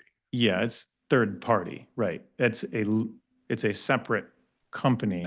I get that. I get that they didn't code and do all this work with the predictive index, and they, purchased that to a different vendor. Right. But again, the question remains, why should we have to pay 14,000 for a year subscription when that's something that they should do on their own and we pay in the end product, whether it's the 5,000 retainer or the 32,000 for the final hire? Well, this was separate from the 32,000 for the Well, search. that was never, part of the original contract, Correct. It was separate, right? but it wasn't part of it. It wasn't separate. It wasn't part of it at all. Well, it was part of it. It was I- part of the search process that But they're in the recommending. contract, I don't see any place where we have to pay 14,000 for their technology. That was not, I know this board Commissioner approved. Zalstra, I don't know what to tell you besides it was part of the search process that they began. Yes, it's currently interrupted. It's currently, paused right at the moment. Mhm. They already have started the process. That's why we So- pay them a retainer and, we offer the 32,000 as a final hire. But at no point do we have to pay for their technology. Just like we don't have to pay for their heating bill or for their chairs or for their coffee, right? Why should we pay for the predictive index? It was part of the process and part of the discussions Well, then with you them can say on it how about the to. coffee maker how to at manage it. WTEL. Yeah. We should pay for that as well. Are you making a motion? I've already made a motion Oh, to okay. delay approval of this Did anybody contract. second it? Well, and I believe the search firm did do the work, right? They did. Right. they did Right. So we gave them a retainer and the work was to get a final hire. Well, We And didn't, and we've engaged with predictive index. So I mean, this, I don't think we've engaged with predictive index. This contract would engage with predictive index, but we engaged with W Talent who use predictive index. this was already negotiated and they were. That was not negotiated. I didn't remember it seeing anything about predictive index in the contract with W Talent. Because it's part of the ratification. Yeah, it was separate from that actual contract that came through. Right. Well, you can just, then we could just see a bill for a coffee maker for W Talent as well, and just say that was part of the process too. Well, if you see a bill for a coffee maker, you might want to bring it up. I bring up the predictive index because I don't think we should be paying this. I think that's something that they should pay for themselves. We paid them a $5,000 retainer. We didn't get a final hire yet from them, and nowhere do I see that we are responsible for their internal technology. That's technology that would be specifically used only for Ottawa County. It's the county's ability to contract with predictive index to use that in the search. Okay, that was not explained in the original contract, and this is the first time we've seen a contract for predictive index. Commissioner Rhodey? Could not predictive index also be used by our HR department if they chose for additional hires, like for department heads and that kind of thing? So Yeah. its use is not exclusive to an administrator search. Correct. Okay. Correct, yeah. Yep, yeah. Because the search is paused, we haven't spoken with HR yet about that, but I believe you're correct, yes. Okay. When this was being negotiated, did HR indicate that because a year subscription was a necessity and that would, the search for an administrator wouldn't take a year, that was something they wanted to avail themselves of? I mean, is this a technology that they said they wanted, that they would like to have access to? And again, if my understanding, kind of like looking through, is like this technology comes to us through W Talent Solutions, it's not like I can get on my county laptop, go to predictivetechnology.org and log in. So, I mean, its use and applicability at this level by our administration doesn't seem to fit how it was initially set up to be used for this surge. Just a. Well, it is set up to be used for the administrator search, right? But since that's paused, we're looking at ways that we could still use it so that we can get value out of it because that search is paused. If the search starts up again, I think we're fully intending using predictive index as part of that search to help identify quality talent. And hopefully we can also use it for cross purposes with HR. To directly answer your question, we haven't engaged with HR about that yet, but that is something we're looking to do.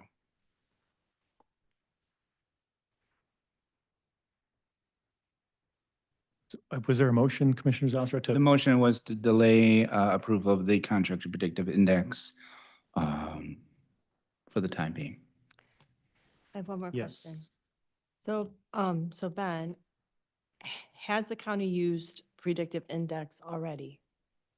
I believe W Talent has. We also have a login for it.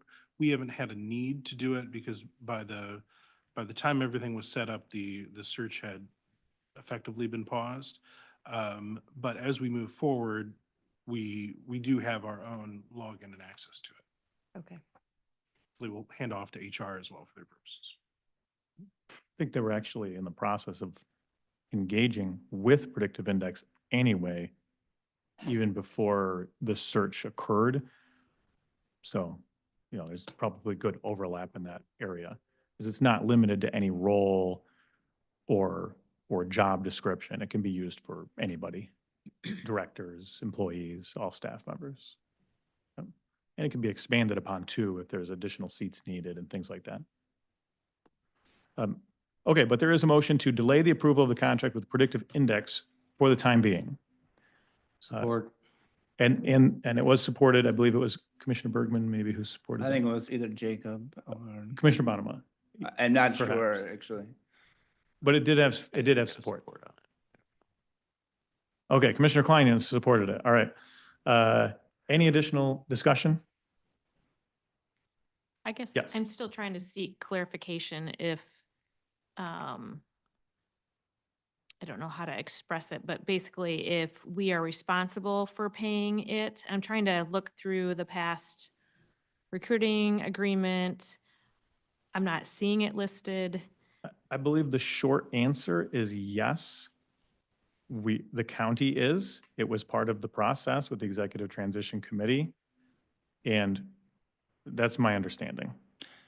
Just to clarify, your question, Commissioner Miedema, was whether we are responsible for? I mean, we're not responsible until we sign the contract, right? Well, that's. It just kind of a- depends on, I guess, what was originally voted on and what we've communicated with W Talent. Right. I mean, yeah. I mean, I only have the public meetings to go by, so I don't know what other agreement may have been made, but in none of the public meetings was there an indication that we would be spending 14,000 on the predictive index. Right. So I guess I would call attention to the fact that it's in ratification, like those small single source contracts that are I understand what needed to go ratification through that is, right? process. Yeah. But we still have oversight over ratification.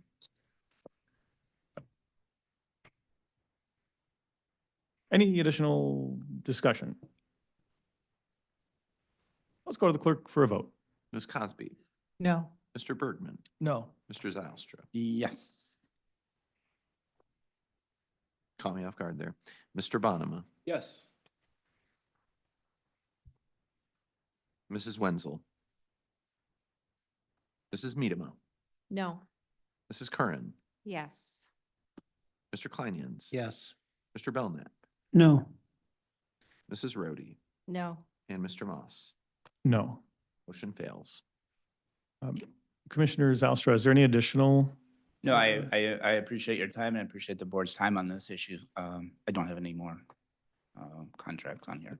Okay, let's go back then to the main motion as a reminder, and we can look for additional discussion. It was, this is the item to ratify contracts for the period of November 1 through November 30 of 2024. Any additional discussion? Okay, could we please go to the clerk for a vote on 8J? Sure, Mr. Bonema, Yes. Mr. Kleinjans, Mr. Bergman, Yes. Mrs. Medema, Yes. Mrs. Wenzel, Ms. Cosby, Yes. Mrs. Curran, Yes. Mr. Zylstra, Yes. Mr. Belknap, Yes. and Mr. Moss. Yes. Motion passes. Okay, seeing as we have no committee reports today, we're going to move right to 10, public comment. This is an opportunity for the public to come and speak to the board for 3 minutes. If you could please remember to state your name and jurisdiction or where you vote, that'd be great. Do we have anyone online that would like to give public comment? We do have one in person. Welcome. Dan Zimmer, Port Sheldon Township. For over 40 years, Michigan Lake Board law has been used to implement lake improvement projects. Lake boards operate under provisions of Part 309, Inland Lake Improvements, of the Natural Resources and Environmental Protection Act, Public Act 451 of 1994, as amended, MCL 324.30901 through 324.30929. In organizing a project under Part 309, it is important that proper procedures be followed. Before a lake board can take steps to implement a lake improvement project, a formal public hearing must be conducted on the feasibility of the project. It is only after public comment has been received that the Lake Board makes a decision on whether or not to proceed with a recommended improvement project. A second public hearing must be held on the proposed special assessment role. Both hearings must be properly noticed. Part 309 requires that lake boards advertise for bids and that a contract be let to the lowest bidder, giving adequate security for the performance of the contract. The Township Special Assessment Act, Public Act 188 of 1954, was amended in 1994 to provide a mechanism to finance certain types of lake improvement projects, including aquatic plant control. With Act 188, projects were organized under an existing township board. With respect to process, Part 309 and Act 188 are similar. Both Part 309 and Act 188 provide for the establishment of a special assessment district to finance lake improvements. Both statutes also require a public hearing on the necessity of the project, a public hearing on the special assessment role. Why does Crockery Lake get to circumvent the established norm? This board, by decision to fund Crockery Lake, is creating dichotomy, creating two-tier funding, those that follow Lake Board law and those that don't, those that incur out-of-pocket expenses and those that get free ride windfall. Thank you. Is there any additional public comment? Not be long because I know it's been a long day. Gretchen, Roger, you're going to be missed very much for the board. So thank you so much for all your work. And for those that voted in favor of the Crockery Lake project, thank you very much for your consideration. If there's any other information that I can provide to, further accelerate some understanding with some of the commissioners that didn't vote in favor, I'm certainly willing to do that. As we just heard, we heard a discussion about lake boards and Act 188. Crockery Lake already uses an Act 180 SAD for its weed control, but it does not use a lake board. As we all have seen, lake boards don't necessarily mean success. Just take one look at Spring Lake. They've been milking citizens for millions of dollars over many decades, and the lake still is highly impaired. That is not the legacy we want to leave for Crockery Lake. So thank you very much. Thank you. Is there any additional public comment?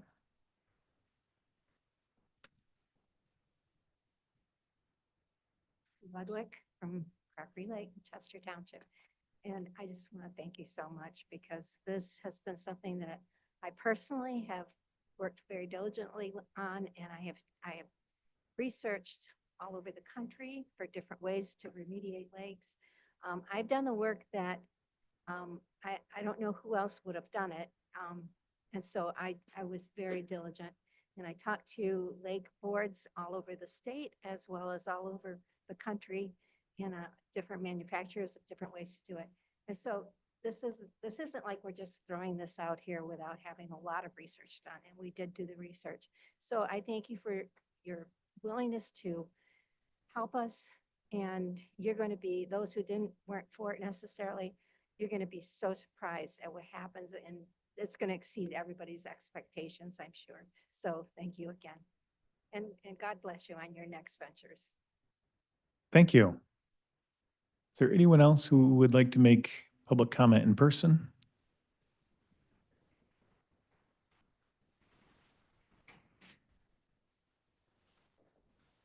Thank you. Harvey Nickel from Georgetown Township. I just want to come and thank you, all the board members who have served for the last 2 years, and I want to especially thank Sylvia and Joe and Roger and Gretchen and Kendra and Allison. You guys have taken a lot of attacks over the years. What I have observed over the last 2 years is a coordinated attack by numerous people to sabotage virtually everything that you're doing. Even the media will take, and people who love God, who love their family, who love children, and who love the Constitution and want to follow by the Constitution, and refer to them always as far-right extremists. That tells me that they are so far to the communist, socialist viewpoint that they can't even see the middle of the road of what's happening. I also am very, I guess, upset of how you have been attacked over the years. It has been a coordinated attack.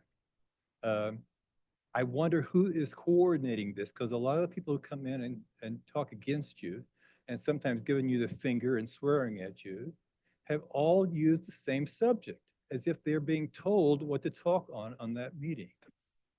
I also, even today, over an hour talking about the money that's going to be spent to investigate and possibly and hopefully cure the problems of this lake at $500,000. Who was here before this board came in at the $57 million of ARPA funds that was spent, and no one challenged them? I have not heard much of anything from that.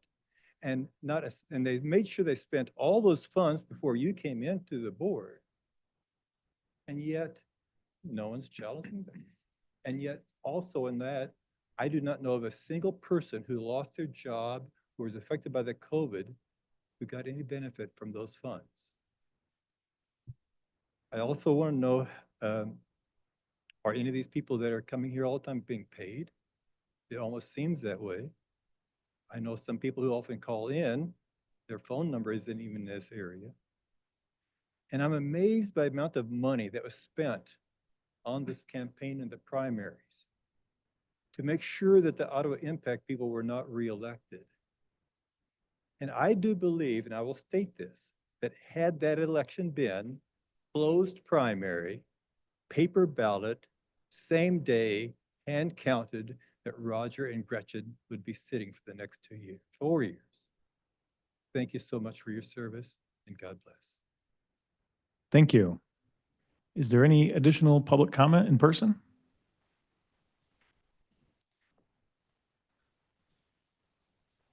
Sheila Detloff, Holland Township. I have a lot of stuff here. I'll see what I can get through in 3 minutes. First, during the discussion on the Common Amendment, Sylvia Rhodey stated that statute says that the BOC has authority over the legal department, not fiscal services. I find it interesting that now you're so married to MCL after what you decided on Crockery Lake. Let's review. The clock has started ticking on creating a lake board, which is required by state statute. It has to be done within 60 days. Because there is some county property on the lake, a 2/3 vote by lake residents is not required. This board, or more likely the next board, can create the lake board. I look forward to that happening before any money changes hands and certainly before work begins. Additionally, routing the money through the township likely does not absolve you from MCL 324.30911. It's still county money. I remind you that you, Chester Township, and Jennifer Jones's company are still bound by Michigan law. Also, at one point, Allison Miedema said in reference to Crockery Lake Association that Dr. Jones is who they chose. Since when do we allow a small group of private citizens to choose a vendor to receive $500,000 of county money? Moving on. Regarding the discussion about the release from any claims with the amendment to the Coleman contract. Jack Jordan stated that that is standard boilerplate language in all of our contracts. Doesn't that mean it should have been in there already? Where is it? In addition to that, MRPC 1.8H, which Jack Jordan should be familiar with, states, a lawyer shall not make an agreement prospectively limiting the lawyer's liability to a client for malpractice unless the client is independently represented in making the agreement. Going on, there was a really interesting discussion in that same agenda point about prepaying contracts and whether that's valid. Jack Jordan stated that prepay arrangements are very common in legal circles. I'm guessing they're not common in lake restoration circles, but no one objected to that, did they? Jack Jordan also stated that there would be savings by the county of $100,000, except if their contract had not been extended an additional year, contrary to past practice. This would be costing us money, not saving us money. Finally, going back to Crockery Lake once more, Allison also stated, we are asking Dr. Jones to come back. But are you? Where in the contract are you asking that? And as far as Allison and Gretchen's assertion that it would be so unique and unusual to ask a vendor to be accountable to the board, I'd like to ask you why that is.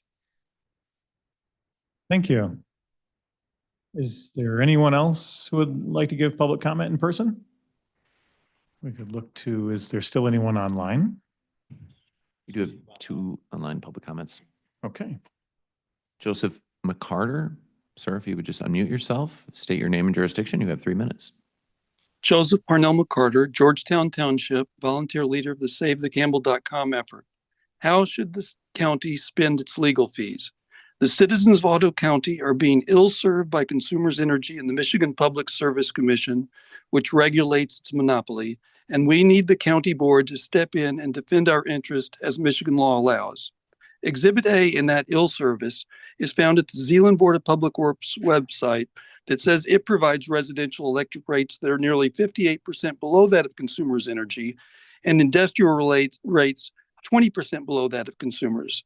Decades ago, Zeeland stopped using Consumers Energy and municipalized electric within its own electric local cooperative as an example of how Michigan law gives local government significant power over electric.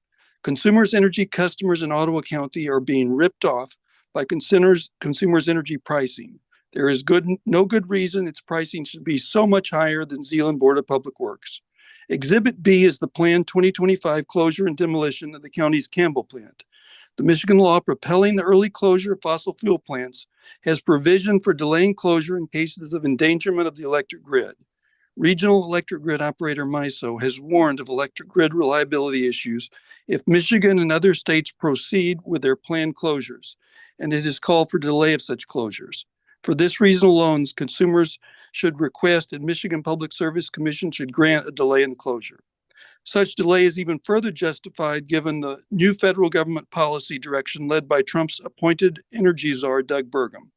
The federal government's planned pursuit of carbon sequestration by 2030 by Burgum fundamentally changes the legal picture of precipitously closing fossil fuel plants like the Campbell. Burgum's strategy is to keep fossil fuel plants like Campbell open, but building carbon capture facilities to make up for it. There is already a court order for consumers related to the closure of the Campbell plant, resulting from ongoing litigation with Wolverine Power Cooperative. Wolverine has seen success in its litigation with consumers. If Consumers Energy does not respond to the county request for delay, the county should expeditiously join Wolverine and seek a court order to delay the Campbell's closure. Many other Michigan municipalities are already suing MPSC over misuse of power in the energy transition process. Ottawa County has spent much money in legal fees and plans to spend a lot more as suggested by the proposed amended agreement with Common Group. The citizens of the county need the board to spend some of that money correcting the way we are being ill-served by Consumers Energy and the Michigan Public Service Commission. Thanks for considering this request. Thank you. Next public comment is Joe Spalding. Mr. Spalding, if you state your name and jurisdiction, you have 3 minutes.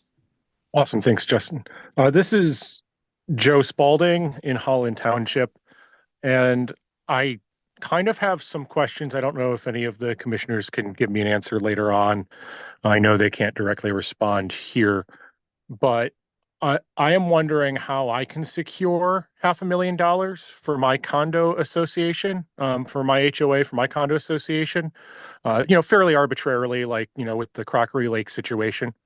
And I'm really confused about this now because pretty much anyone who has come anywhere near running the county for the last 2 years now has gotten canned or resigned or, kind of hushed out the door in a secret meeting. So I kind of don't know, normally I would just, start talking to the county administrator, but I have no clue who that is. So I'm kind of, looking forward to the new commission stepping up, and maybe we can have some leadership and I can figure out who I can talk to about that. Although I am kind of a little bit scared that they won't be free, or as willing to hand out just giant stacks of taxpayer cash to, groups that are friends of Joe Moss or Allison Miedema, and in the case of Allison, it sounds like she's trying to buy some friends, which is gross. She's going to find out how that ends up playing out in the long run. And everybody who's ever tried that, definitely knows it's not pretty.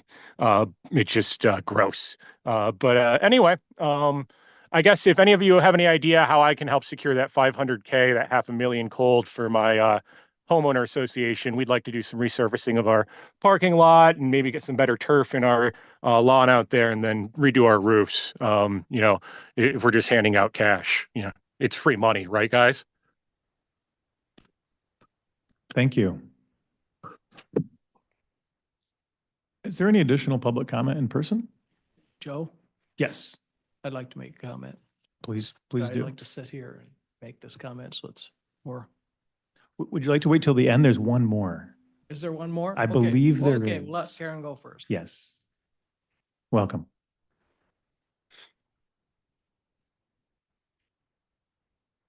I wasn't able to listen to the entire meeting, but what I caught as I got back in the car to drive here prompted me to stay on the road long enough to come back. And that is primarily to thank Commissioner Zylstra for doing due diligence to make sure that he is doing everything he can to protect taxpayer money from what I believe is very poor governance of that.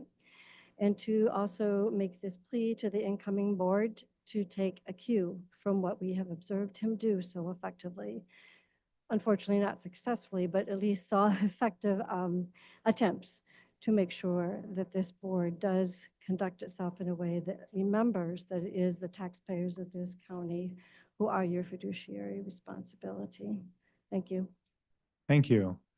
Is there any other additional public comment before we go to Commissioner Bergman? Okay. All right. So I started on this commission on January 2nd, 2012. Been a while. I, along with the other commissioners, took an oath to uphold the Constitution of the United States as well as the state of Michigan. I didn't necessarily agree with all the laws, but I swore to uphold those laws. I took the training that was offered by Michigan Association of Counties for new commissioners. There I learned the difference between municipal governments and county governments. County governments do not legislate like municipal, state, or federal governments do. I listened and learned from others, not only from my fellow commissioners, but also from many others who serve together on various statewide boards. I listened to the administrator and department directors as they gave their reports And I often asked questions before a committee meeting so that I had the facts before voting. Because we were a well-run county, most of the public didn't attend our meetings. We tried holding a few evening meetings and even some in different locations to try to get more public attendance, but that still didn't matter. That, of course, changed when COVID-19 happened and then new technology. And suddenly we were on Facebook and those things. January 3rd, 2023 came like a shock blast to most citizens who were paying attention. Ottawa County went from the best-run county to the worst in one day. We went from well-run, orderly meetings to a circus-like event at times. Meeting agendas were set and then changed late in the night before the meeting, as we see happen just last week with the Finance Committee meeting and, of course, last night. If any of the new members went to the new commissioners training, you mostly failed to listen sometimes. We've been without a real administrator for the past 2 years, and so we have been like a proverbial ship without a rudder. Department directors as well as employees have been given various directions from commissioners instead of the administrator, who was usually off somewhere having a brown bag lunch. Some of you have treated employees as the enemy, causing many to leave and the rest to live in fear. And then there's a matter of finances, as many of you have treated the county as a piggy bank. And you've spent sometimes somewhere over $3 million in litigation fees, settlements, as well as various other expenses. That's in addition to various other pet projects like the personal assistance, which was hired to help you with who knows what. Some of us have never met this person, nor do we know what she does or how much she makes. If I could please request the board to give Commissioner Bergman additional time. I have sat through over 120 meetings with no real administrator in charge. We bounced from one agenda item to the next, never knowing how many amendments might be made to it. And I know that my friend, Mr. Zylstra, often makes amendments to these things. And sometimes there are many amendments. Sorry. But here's the thing, January 2nd, we'll bring a new board with new hope for the future. This new board will have the opportunity to bring back good governance to Ottawa County. I may be leaving, however, I will watch and pray the leadership of the new board can bring about a fresh approach to meeting the needs of all the citizens of Ottawa County. Hopefully, we can stop the petty bickering that we have seen from some of the public. Hopefully, they will see, the board will see, as well as the public will see the true meaning of why Christ came down at Christmas to serve all of mankind, not just a few chosen ones that look or treat or act like us. Thank you. Thank you. Thank you to the board. Is there any additional public comment?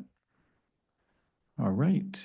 Seeing none, we'll move to administrator's report. Anything additional? Discuss a lot of the things that are going on right now. Okay, thank you. I have nothing further except just wanted to recognize Roger's, how many years? 12? 12 years. Years? Yep. On the commission. Thank you.